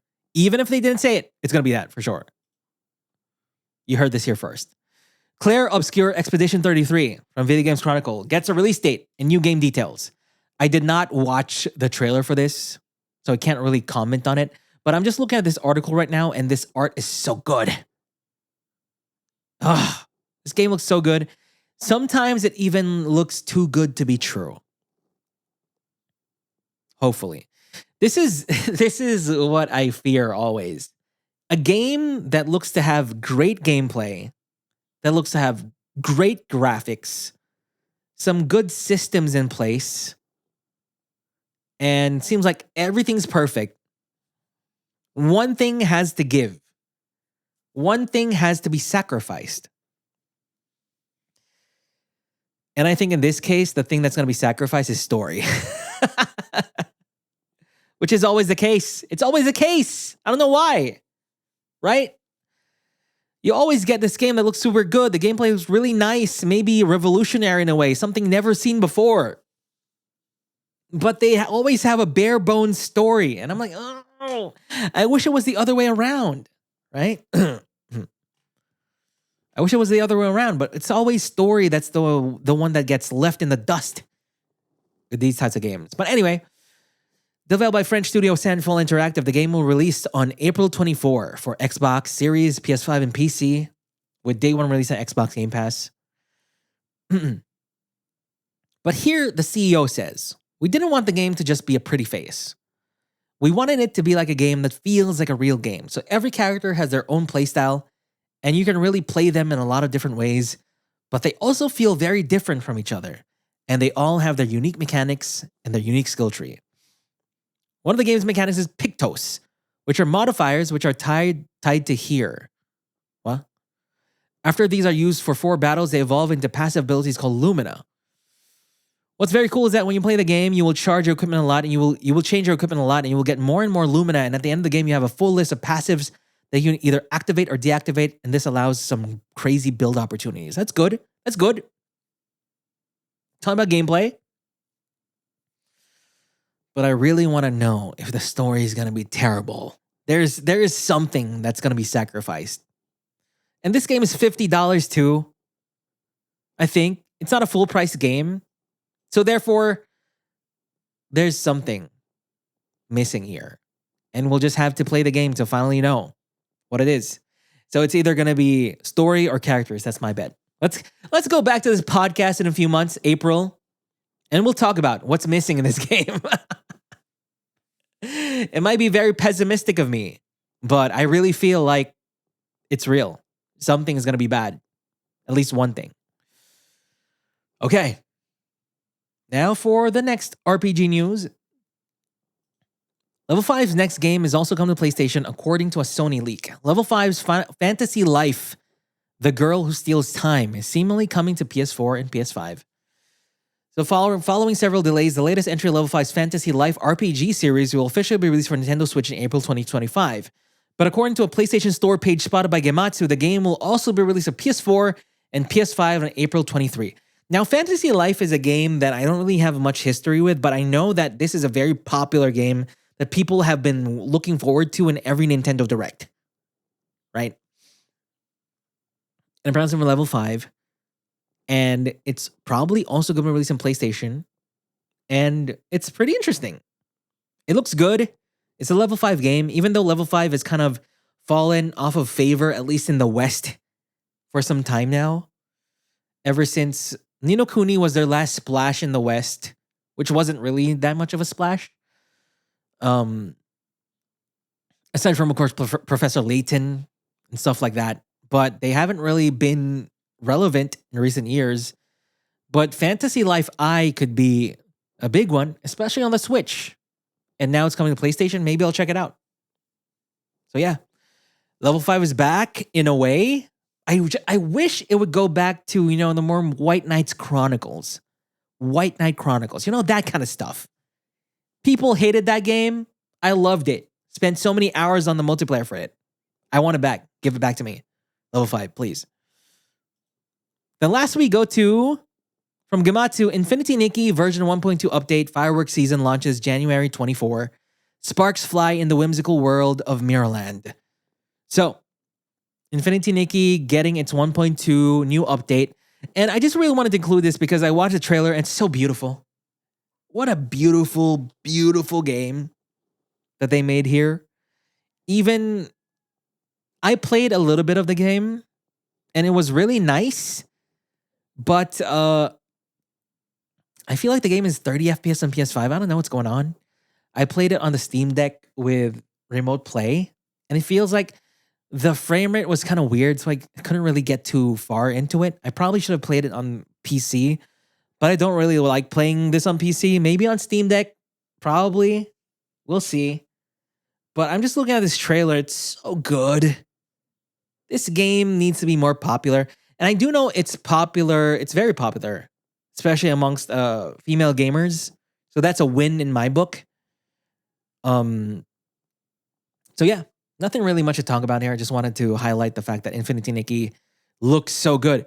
See, since its launch at the end of last year, Infinity Nikki has garnered over 20 million downloads and widespread critical acclaim. That's great. 20 million downloads? 20 million people became interested in it and downloaded it? Oh, it's so good. Good job. Good job. Good job, Infinity Nikki. I think I'll play more of you in the future. Okay. So, for this segment, I want to talk about 2 games that I've been playing, that I've really been playing for the past 2 weeks. Even with all the craziness that's going on in my life with moving and stuff like that. But the first game I want to talk about is Kingdom Come Deliverance. Kingdom Come Deliverance is this kind of Middle Ages simulator, first-person game that's set during a war in Bohemia in 1403. So it's basically historical fiction, I think. I think the events are real, but the stories that take place are mostly fiction. In the times of King Wenceslaus IV, on the orders of a Hungarian king Sigismund, half-brother of Wenceslaus, Cuman mercenaries raid the mining village of Skalitz, a major source of silver. And this is where the story kicks off. You are Henry, a blacksmith's son, and there are many details here that are really cool. So the story, as I said, is set in 1403. So aside from this being set in the real world, they really ramp up the realism by a lot. So this being set in the real world means there's not gonna be dragons and goblins. There's not gonna be griffins, stuff like that in fantasy and normal fantasy stuff that you play. Instead, all the enemies here are just gonna be humans. It's just humans. There's war. There's actual social issues being tackled, which are very specific for 1403 in this Bohemia. I don't really know anything about Bohemia or anything about this time period. So just in general, the story is pretty hard to follow. But basically what happens in the beginning is that you are a blacksmith's son and you're just making a little sword. Some nobleman ordered a sword from your father, who is a super popular blacksmith in the area. And so your very first quest is just getting materials and stuff for your father to make that sword. And then when you make that super cool looking sword, some forces attack the village which you're in, which is the mining village of Skalitz. And then things happen where, they raise your village to the ground. And of course, this isn't really a spoiler. It's the first major thing in the story, first thing that happens, which incites the whole story, which is your parents die. The main character's parents die. And then the enemy gets the sword that your father made for this nobleman. And so that's how the story starts, where you're basically trying to get revenge on those who raided your village of Skalitz, and also to get back the sword they took that your father made. So that's the jumping off point of the story. And so you're Henry, and you're you're just a normal guy. And by normal guy, you're a normal guy by 1403 standards. You cannot read. That's one of the biggest things. You cannot read. And you need to keep up on your hunger. You need to keep up on your energy. Energy meaning if you're going to be sleepy or not. And there are also different types of stats like your drunkenness, you get poison as well. There's even overfeeding, like you ate too much of food. Like when you're hungry, you eat and then you can overfeed yourself and get food poisoning. There's so much to it. The realism in this game is really ramped up to 11. But the thing is, it's realism in the real world. So it's not really, it's pretty boring in that sense. So the realism is just hunger, energy, sleepiness, even bathing, right? There even is a certain stat where your smell, if you are smelly, if you smell bad, you gain charisma over women. Apparently because they like the muskiness of your smell. And then, right, so you gain like plus a few points in charisma checks when you're talking to women. However, because you're smelly, your stealth stat decreases because enemies will be able to smell your stink from afar, right? So it's a game that's very much dialed into its simulation and realism factors. And it's a very story-heavy game, so you're juggling the story with all these realism, survival-based mechanics on the side. The story is very interesting. It's very mature, actually. In many ways, this feels like if GTA was in the Middle Ages. It's a very, like I said, grounded and realistic game, but also it's very funny. I don't know how to explain it, but it's very funny. There was even a quest where you're becoming friends with this nobleman and you go to a bathhouse, right? And you take a bath with him. Apparently that's a thing. So there's a bunch of things here where I'm like, is this really a thing? I guess this is really a thing in 1403, where you take a bath at a bathhouse and like a bathhouse lady bathhouse lady bathes you. And then of course you get kind of drunk. I mean, he asks you to steal wine from a cellar. So while you're doing the bathhouse thing, you have to go out, then go to a local rat house and steal some wine. And then when you go back, you need to drink the wine and then you both get drunk. And then when you're both drunk, he's like, "Oh, bathhouse maid, what kind of flowers do you like?" And the bathhouse maid, "Oh, I like sage, poppies and knotweed and dandelions," right? And so this guy's like, "Hey, Henry, why don't you go pick flowers in the evening?" And you're drunk, so you're like, "What? Do I really need to pick flowers right now?" Yes. So he goes. So you go around and look for flowers to pick up in the middle of the night while drunk, and then you come home, and then the bathhouse lady's husband is there, and then he's like, "Hey, what are you doing to my wife?" And the guy's like, "No, I'm doing nothing, haha," but it still gets mad anyway. And then you engage in a freaking brawl fight with him. And, that's one of the side quests. It's very fun. It's very GTA-like. There's a bunch of side quests like that. There even is a side quest where there are 3 ladies that basically bought drugs from a herbalist. And the herbalist was very worried that they might die from the usage of the drugs. So what your task is, you need to stalk these 3 ladies to what they do in the evening. Then apparently in the evening, they go into the woods and do a freaking witch thing. So they use the drug and then call upon Satan, the devil.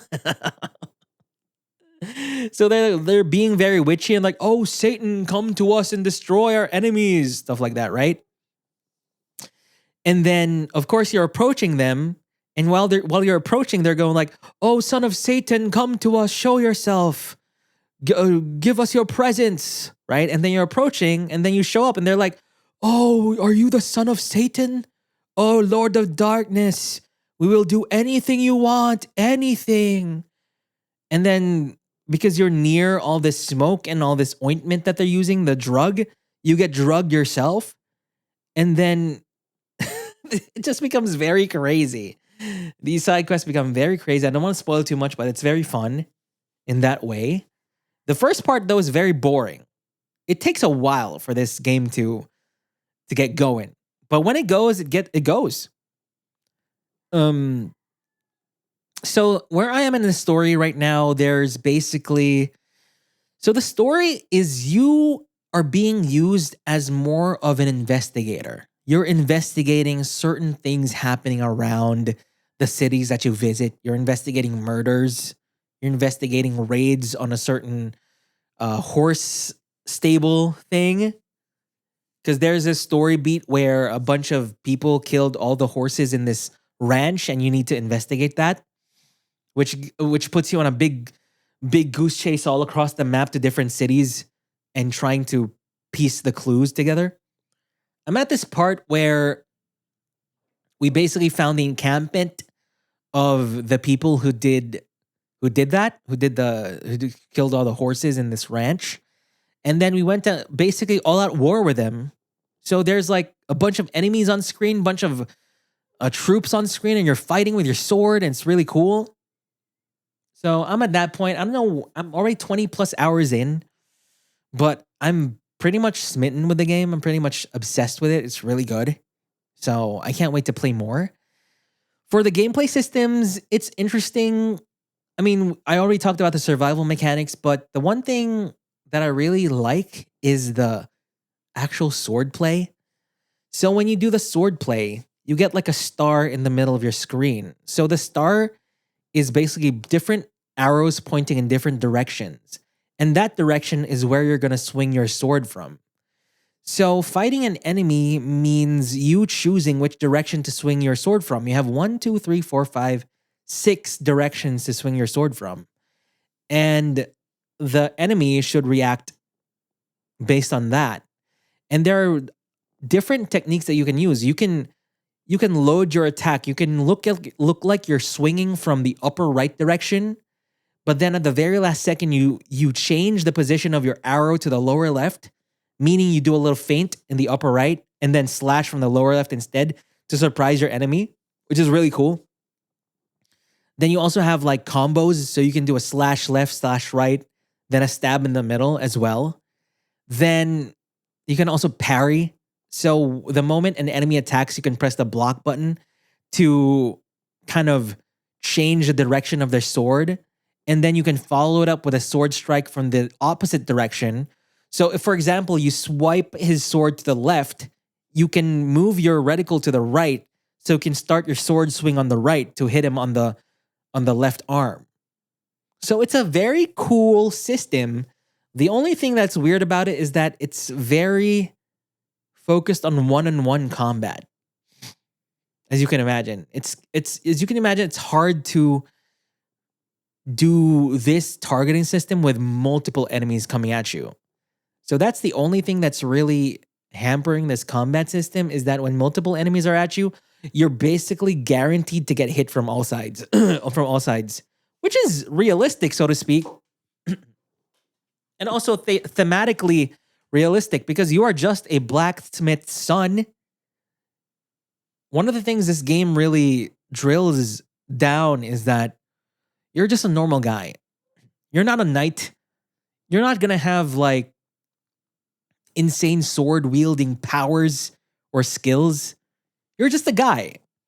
And I feel like by the end of this story, you're still going to be just a guy, but maybe with a little bit more experience of the world. You're not going to be a folk hero.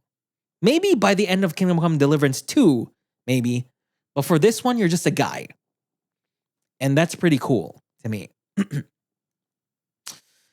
Then, so that's the actual like sword fighting gameplay. There's also like archery, which is also very difficult. You don't even have a reticle for shooting. You just aim your arrow in a certain direction and hope it hits.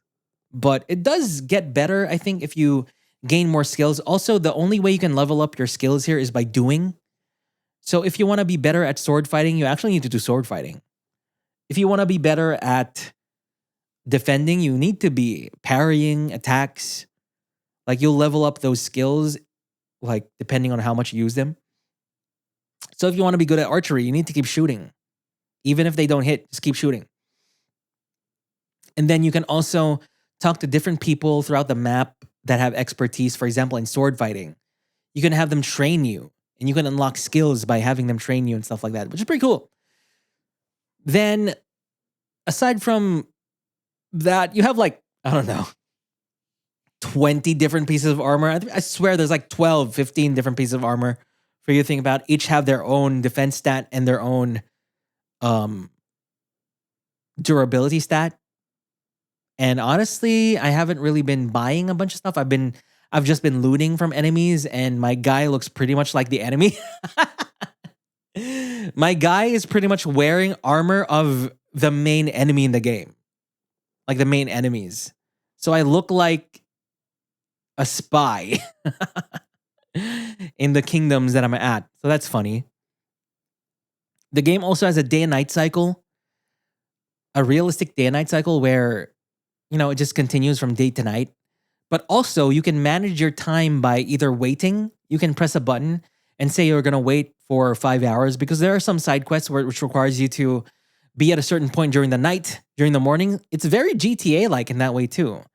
But you can wait. However, when you wait, when you like past 5 hours or something like that, your energy, your sleepiness increases, your energy goes lower, and your hunger gets higher as well.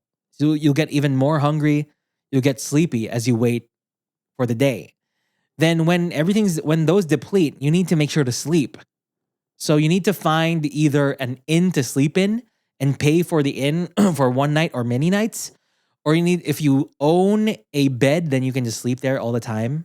That's how you sleep. You can also sleep on maybe, for example, if you find a bandit camp and you kill them, you can sleep on their bed to rest and stuff like that.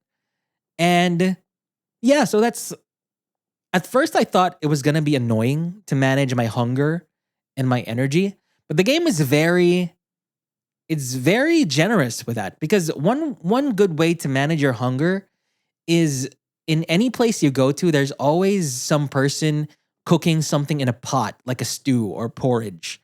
And you can just eat from that, right? Anywhere you go, you can just stick your hand in one of those and just eat. And that'll solve your hunger for the day. Then for sleeping, it takes so long to deplete your energy. You can easily find a bed anywhere and just sleep, right? The sleep also serves as a save point, which brings me to my next thing about saving. This game's saving is very weird. You can only save by using a consumable item called the Savior Schnapps or something like that. So when you drink this item, your game saves. So that's the only way to save. And this consumable item is very rare to find. It's either very rare or very expensive. So the only other way to save is if the game has you save at certain checkpoints. If the game sometimes saves when you do a quest, when you start a quest. And the other way for you to save is to sleep. So by sleeping, the game state also saves. So that incentivizes you to sleep every few hours while you're playing. But the other way to save is by doing exit saving. Means you need to save then exit the game. So for example, you're right before a big battle in the story, and you don't have the consumable item to save. And you can't fast travel to the nearest town to sleep in your bed because the war is going to happen. So what you usually do is hopefully you have a savior schnapp to save your game in the middle of battle. But the other way is to just save and exit, quit the game, then reboot the game on Steam. And that's what I've been doing. I've just been quitting the game, then rebooting the game. So I know that I've saved. So I saved the game. So that's pretty funny. It's annoying, but it's all right. It's not too annoying. It's fine. Then just another thing, I've been playing this game on Steam Deck, and it's insanely good on Steam Deck. I played on Steam Deck for a good 10 hours, like locally on the Steam Deck. The game performs at like 45 to 50 FPS on the Steam Deck easy. then on around medium settings and it looks like a dream. Then I played the next 10 plus hours on remote play, Steam remote play. And of course, it looks so good too. God, I love my Steam Deck. So yeah, because of that, Kingdom Come Deliverance, I'm looking forward to Kingdom Come Deliverance 2. I hope to play that game I hope to finish this game and then go straight to Kingdom Come Deliverance 2. I don't think I'll be doing a lot of side quests. I think I'll just be mainlining the main quests. The side quests I've done are very interesting so far, but a lot of them don't seem interesting to me and seem very tedious. You go to this place to talk to this guy, fetch this and that from that. However, the payoffs so far have been really good, so I don't know. I'll probably still mainline the story and maybe just do some side quests that I'm interested in, but I'm not going to do everything the game has to offer. Yeah. That's all I want to talk about Kingdom Come Deliverance. Hopefully I have more thoughts by next episode when I finish the game, so I can come back to that. And maybe, I don't know, maybe I'll do a spoiler cast of that as an extra podcast episode. We'll see. We'll see how it goes. Then the next game I want to talk about is Slitterhead. Slitterhead, made by Keiichiro Toyama, creator of Silent Hill, Siren, and Gravity Rush. Slitterhead takes place in the 1990s in Kowloon, where mysterious monsters called Slitterheads are sighted killing humans. It starts with a spirit-like being called Hyoki possessing a dog and multiple people before defending a girl named Julie against a Slitterhead. Julie ends up being a rarity, a person who not only remains conscious during possession, but has special powers and abilities when possessed. So that's the basic premise of Slitterhead.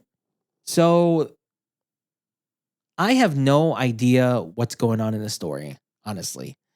I've been playing for maybe 15 hours now, and I have not a single idea. All I know is that there's this entity called the Night Owl. The Night Owl can possess people and control them completely, right? And it seems like Night Owl has some sort of mission to accomplish in this world. And he can accomplish that by possessing people and having them do things, go different places, and fight and stuff like that. However, there are certain people called rarities where if he possesses them, they kind of remain conscious when they're possessed and also gain special powers and abilities. So that are very blood-based. For example, Julie gets blood-based claws, has a very fast attack speed, and her special ability is reviving everyone that's dead, right? And then healing herself. Because here's the thing that happens in combat, right? When you're in combat against a Slitterhead, you are in combat with your two rarities and a bunch of NPCs and people in the world. So you basically possess a person and then you attack with them. You attack the Slitterhead with that person and they basically gain like a blood sword or something like that and you attack them. Boop, boop, boop, boop. And then after a few attacks, the cadence is you possess another person and then you possess another person and you have them attack the Slitterhead again. Then you possess another person, then another, and that's how you keep the onslaught on the enemy. But then here and there, you possess the rarity for special abilities. So Julie has the Wolverine claws. Then there's this rarity called Alex who has a shotgun. He has this force pull ability that pulls enemies all together. And then his shotgun is like a super strong bam, close range shot for all those enemies you pull in. Then there are other rarities. One is basically a brawler who uses fists and can dodge and can parry enemy attacks. Then there's this kid who has a spear, who's also a tank. He can basically tank attacks and then return the damage to the enemies. Then there's this healer who puts down turrets to keep attacking the enemy to distract them. And then she also has the ability to make the Slitterheads bleed a lot. And here's the thing. You want the Slitterheads to bleed a lot. You want to keep attacking them so they bleed. And because the blood that's on the floor, you absorb that to replenish your HP. So that's basically how it happens. You keep fighting the enemy so that a lot of blood is on the floor.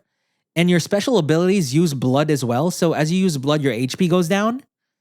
So then when your HP goes down, you sop up the blood on the floor to bring back your HP. And that's the basic gameplay loop of the combat. And it's pretty sick. It's pretty badass. This is a very unique game. And it's good to know that the art style is also very unique and very nice. And it's good that here, for designing Slitterheads, Toyama credits Gantz, Parasite, and Tokyo Ghoul, alongside actual Chinese supernatural creatures like Yoguzi. And according to Toyama, Yamaoka, and Yoshikawa, they use seinen manga to bridge the gap between horror fans and players who avoid a game because of its horror elements. And there's also this blurb here where he talked about the inspiration for a lot of its visuals is Chungking Express, which is a great movie with a very striking visual style, which I immediately recognized when I was playing this game. There's, hey, this looks like Chungking Express. So it's really nice. Now the story takes a weird turn in that this night owl entity can also go back in time. So while you're trying to figure this story out, you need to go back in time as well and try and do different things per stage that affects the story. And then along this story, you find out there's a certain Slitterhead that you fight that can also go back in time to change things. So what's happening currently in my story is that there is this weird timeline fight between two entities that are trying to change the future. But you're finding each other in certain moments and kind of being a foil to each other. And it's pretty cool in that way. So I'm actually really enjoying it. I think I have a few hours left. Hopefully I can get to the end of the game before next podcast so I can talk more about it. But yeah, I'm really liking it. The body hopping is really nice. The cool thing about body hopping is it's more than a combat element. For example, these big Slitterheads can run. Like they can run across the map. Like they run away when you're fighting them. They run away. They can literally jump from building to building, from billboard to billboard. And it's your job to catch up to them. And by catching up to them, what basically happens is you run. And sometimes, for example, you hit like the edge of a building. But then you need to get to the enemy, right? But there you can't because the next building across is very far away. But you see that there are people on the other building. So you basically possess the people across the building so that you can get to the other building. And then you keep possessing people along the path of the enemy until you get to the enemy to fight him. And that's very creative. I really like the body hopping mechanic. It's very nice. And I wish I could talk more about the story, but honestly, I have no idea what's going on. But my hope is that by the end, I will have some idea about what's going on. But all I know, the gameplay is sick. The gameplay is so unique. I'm having a lot of fun. So yeah. So those are two games I wanted to talk about, Kingdom Come Deliverance and Slitterhead. I'm looking forward to Kingdom Come Deliverance 2 in the future. And I honestly think that Slitterhead is very underrated and underappreciated, but I also can see why it is. It's a very unique game that's a very PS2-ish in its sensibilities, but I think it's super good. And if you're interested in that kind of vibe, you know, with the blood powers and Chungking Express lighting and the very, very stylized and stylish cinematic direction, I think you'll like this. Really good. Oh, the storytelling in this game kind of sucks. So the whole thing is split into levels, into stages. And in the stages, that's where you go find a Slitterhead and you kill him. That's basically it. But in the middle of these stages, there are like intermissions where you basically talk to your rarities. And, you know, you gain a little bit of insight into their mind, into their thoughts with these intermissions. You basically just talk to them.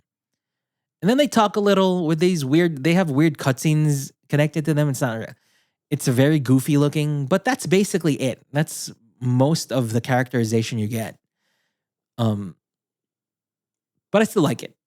So, yep. Okay. And lastly, we are here at the final, more big game news from the past 2 weeks.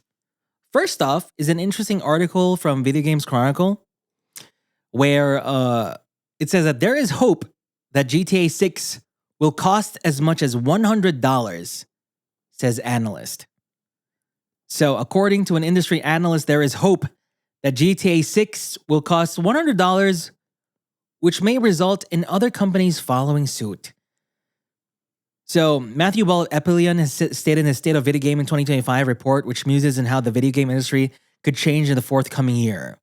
One large focus of the report is Grand Theft Auto 6, which will doubtlessly be the biggest video game release of the year should it make its planned 2025 release date. So it's believed that Take-Two took this step with GTA 6, a game that will sell incredibly well regardless of the price. Then others could follow suit and potentially aid in recovering spiraling development costs. GTA publisher Take-Two was one of the first to raise the prices of games from $60 to $70 in 2020, using the transition to the next generation of consoles as an excuse. While it is likely that GTA 6 will be released with a $100 version as part of a lineup of various special editions, it's currently expected that the standard case game will be $70. So this is interesting. It's actually interesting how he labels this as hope. That, like, this is the hope for the video game industry. Like, the video game industry will heal with $100 games. And it's weird because I talk a lot about it where video games are too expensive to make these days. At least the types of games that these big developers are making are very, very expensive, needlessly expensive. But because the vision that they want to make requires that kind of budget as well. So that's why they're super expensive. And I do know for a fact that for how expensive these games are, us paying $60 for them, $70 is way too cheap. Especially if you think about in relation to other entertainment industries, right? Like, for example, movies or something like that, for TV shows, right? Even though those are mostly passive experiences that last maybe 1 hour to 2 hours, right? And maybe require less people to make and stuff like that. Relative to that, it feels like the $60, $70 price tag is very cheap compared to the value that we get from video games. Video games are interactive. They feature graphics that change in real time depending on our input. They feature motion capture, voice acting, CG, technology, like cutting edge technology to make. There's a bunch of writers. There's so many people involved in the game making process that $60 is really a very cheap price for how much goes into them. Especially the big ones. For example, GTA 6. I think GTA 6 is reportedly has a $1 billion budget. I don't know how true that is. But that's why this guy's saying here that $100 is, could signal a change in the industry where we finally can break that $70 limit of game pricing for video games, so that developers, so that studios can make money again, and to put more money into games, into bigger, better games, right? And I think that's because also that the gaming space isn't growing that much in relation to the budgets that are being put into video games. So the budgets of video games are ballooning, but the people that are playing these types of games aren't exactly increasing at the same rate. So this causes like a big mismatch between the people that are willing to pay for the game and the budget, the demand and supply. It's a supply and demand thing. And now the reason why they say GTA 6 is going to cost more than $70 is because they spent way too much on the game. They spent so much on the development of the game. But that's also the whole thing about GTA 6 also, it's a big outlier. It's an outlier compared to its contemporaries in the industry. GTA 6 is literally an exception to the rule. they are so big that they can just do anything they want. They can make any type of game they want. They can make any game with as much budget as they want, and they will still get returns on it. Now, that's not the same case for other game studios, which is why I don't think GTA 6 costing $100 will result in, say, Naughty Dog asking for $100 as well. I don't think so.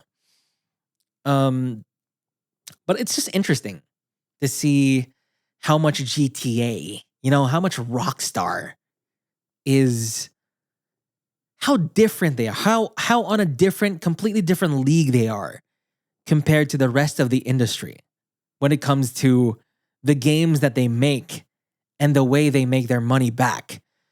Because the thing about GTA 6 and GTA 5 is that although GTA 5 cost, the normal amount for video games, they also had a GTA Online segment, which is where they probably make most of their money after the initial sale. So people have been buying whale cards for that and been buying in-game currency for that game through the years since its release. So they've been making more money off that than they've ever made from the initial sale of the game. So for GTA 6, I don't think there's any reason for them to sell their game at $100 when they can just do GTA 6 Online and sell microtransactions up the wazoo for the next 10 years or so, right? So yeah, I kind of disagree with this guy who says that because GTA 6 will do 100, everyone else will do 100. It's not the case. Now, because as I said, they're unique. They're unique. Now, if someone else does it, let's say maybe, a Naughty Dog, a Last of Us, or an Assassin's Creed Shadows, right? Ask for $80, then possibly. And which I'm trying to think about a price that I'm okay with. I mean, I'm okay with any price they can come up with, right? If they make games $80, then fine. Make games $80. But it's going to be hard for me to buy that game going forward. It's going to affect my spending habits for sure. But if the game is something really desirable to me, like Final Fantasy 7 Rebirth, Part 3. If Part 3 releases with an $80 price tag, you bet I'm still going to buy that day one. You bet. When games became $70 and it's something that I like Final Fantasy or whatever, I'll buy them. But for some other games that I am not super into, and they cost $80, if they were $70 before, $60 before, I would have bought them. But if they changed that certain type of game to $80, then I wouldn't. And, good for them for charging $80 because they think their game, is valued at $80. But the onus is still on me, the consumer, to decide for myself, right? Is this $80 game worth $80 to me? Because otherwise, I can just wait as a consumer. I can just wait a few months, few years. If it's not a Nintendo game, then I can wait, right? Down the line. It's going to be dirt cheap down the line. Or buy it used. If physical is still a thing. But yeah, interesting. It's just, I can't wait to see what GTA 6 will be. What it'll cost. What they think it should cost. And what their plans for monetization is in the future. But yeah, GTA 6 can survive even if it's 60. If it's 60, they'll still make their money back. Right? They'll make more than their money back because it's GTA. Okay. And one of the biggest news pieces this week, insane, absolutely insane. Sony has canceled 2 more live service games, reportedly including a God of War title. So here is one of the biggest things that maybe I've ever read from the games industry for PlayStation related things.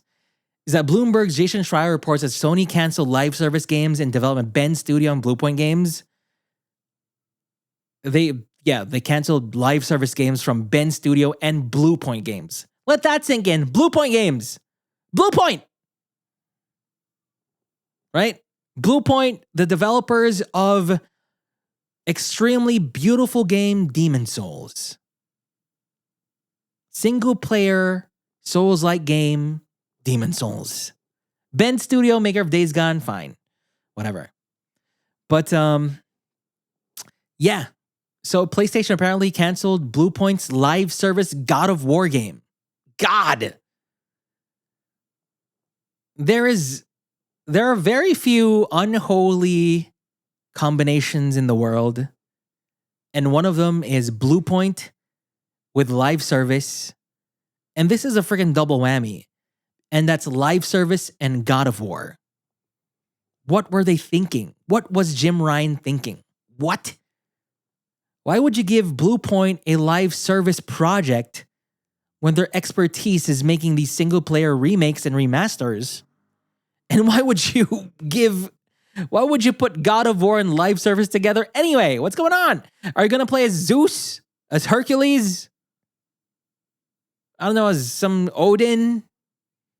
You're going to grind for gear? Right? That's crazy. Crazy. I would have sworn that Bluepoint was working on something cool, maybe an original IP, maybe a remake of Castlevania. That was my biggest cope, right? Bluepoint and Castlevania. Ooh, that would have been a match made in heaven. Yes, please. Give me some sort of AAA Castlevania game from the makers of the Demon Soul remake, right? But live service God of War, I don't know what's going on. PlayStation, what happened?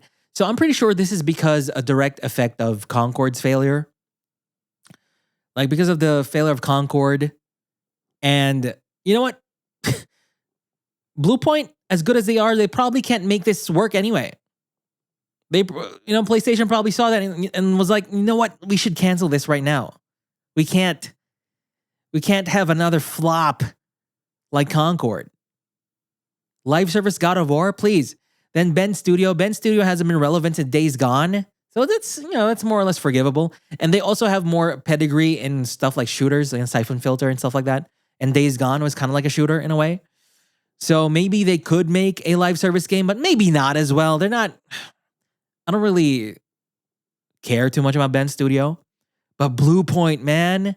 Bluepoint.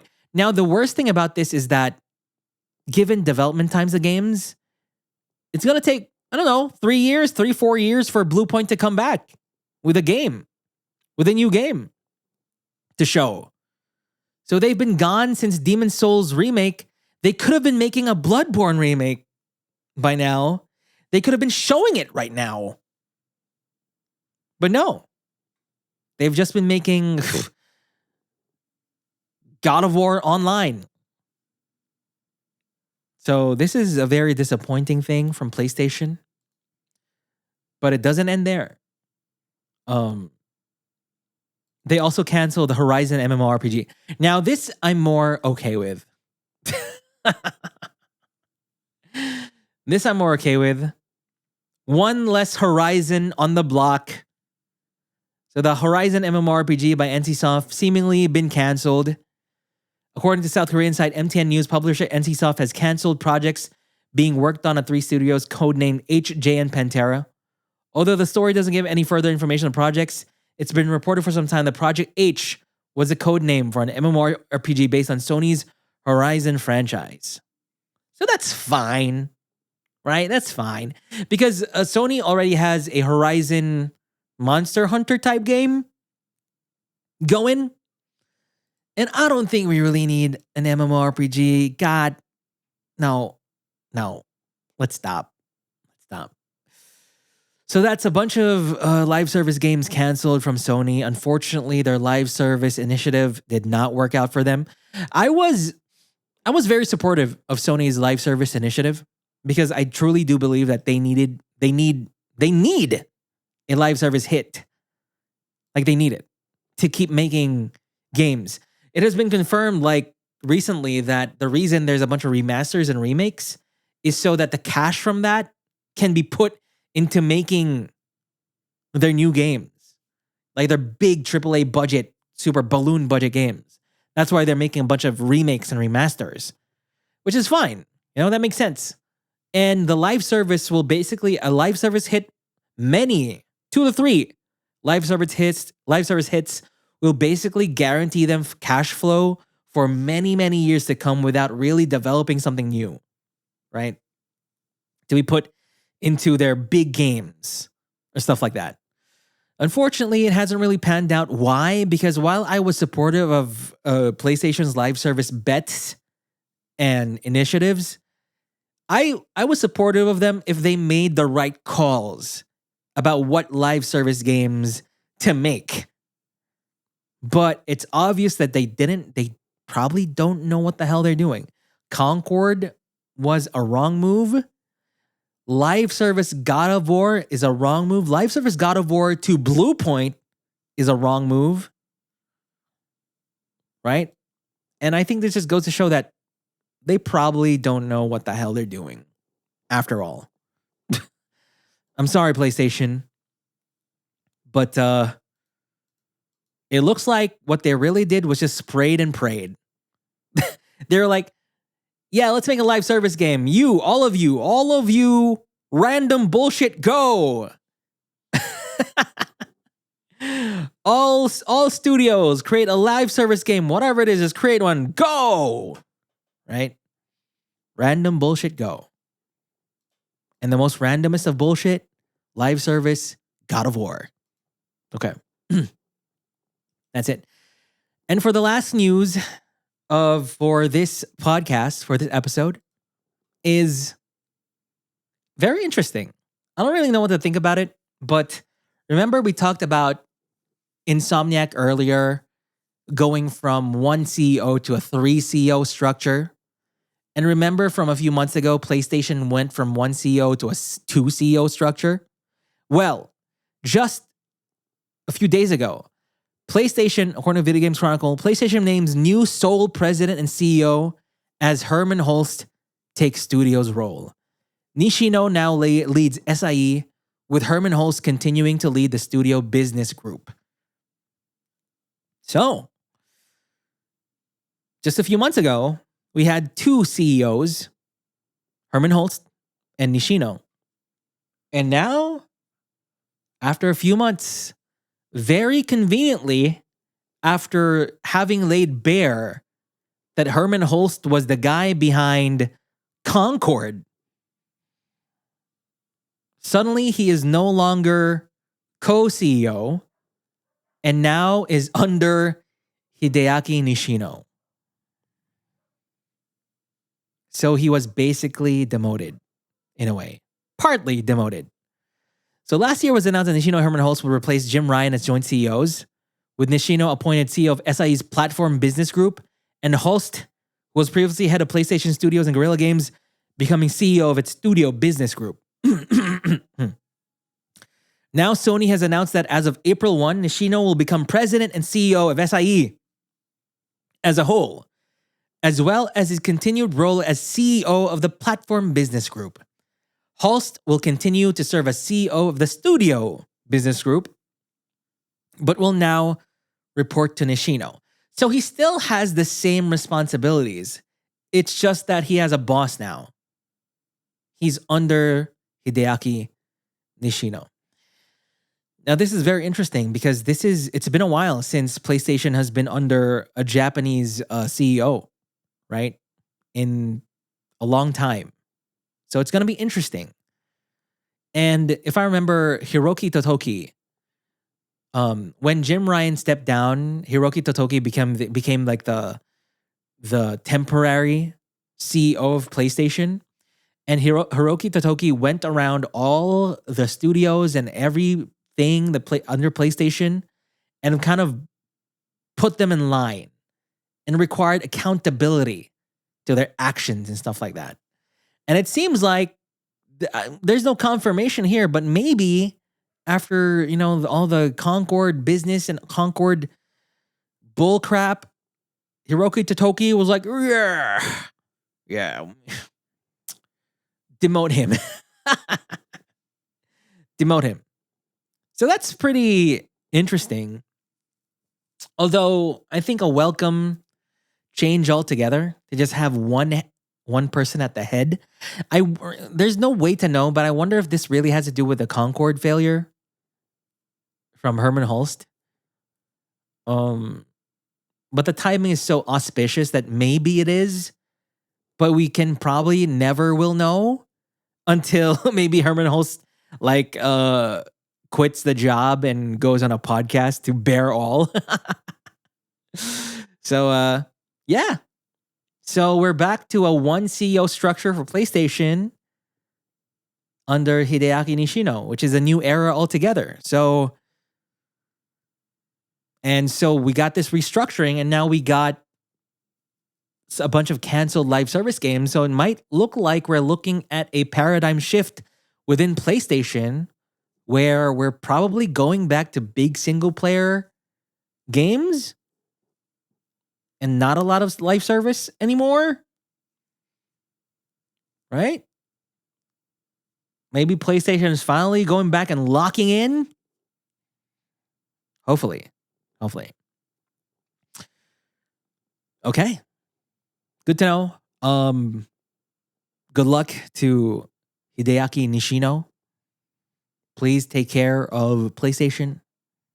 And I'm just gonna be here eating pizza and waiting for games to come out as usual. It doesn't really matter what we talk about, what we say about it, right? All that really matters is we're just gonna sit down and just wait for the games to come out.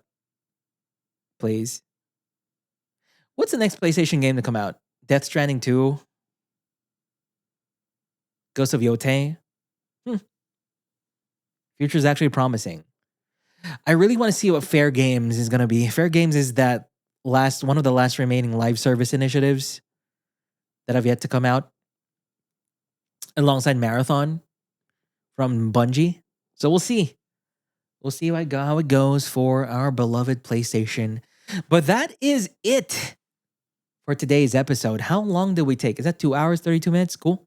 That's a good length of yapping for me just being a solo person here in this podcast. But yeah.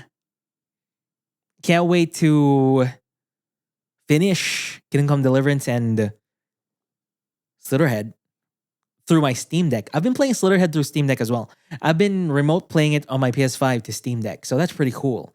It's really flawless on the Steam Deck. Remote play is extremely flawless. I can't believe it. As long as I'm not playing a shooter game. Though I have played Marvel Rivals on Steam Deck via remote play, and it was fine. Like 99% fine. I can't believe it. I can't believe anything coming out of that little machine. And honestly, playing Come Deliverance locally on the Steam Deck is also still really good. Yep. Though I'm wondering if I'll get a similar performance with PlayStation Portal. I'll just have to see. Yeah. So for next week, what am I going to do next week? I'm going to try and have my PSVR 2 set up finally and play some games on it. Check to see what's up. Should be good. Then also get all this new acoustic foam up. Hopefully we'll get a better sound stage for next episode. But yeah, I think that's it for me. And that's it for Triangle to Win. If you want to support the show, please go over to patreon.com/triangle to win. All of the money that is going to be given for Patreon is going to go back in the channel. I already have a clipper. They're currently clipping some moments from the first episode. And so they're going to be clipping all the episodes from this point on. They're going to be on YouTube Shorts and TikTok and stuff like that. Because podcasts are really a very low discovery kind of thing. Low discovery medium type of content. Because no one's going to go ahead and click on an unknown 3-hour video from an unknown channel. But they're going to see a short just randomly on their algorithm. And that's how they're going to click on the podcast if it's interesting. So yeah, hopefully we can get shorts out soon and clips And thank you so much for supporting us on supporting me on Patreon. And I'll see you again next time. Goodbye.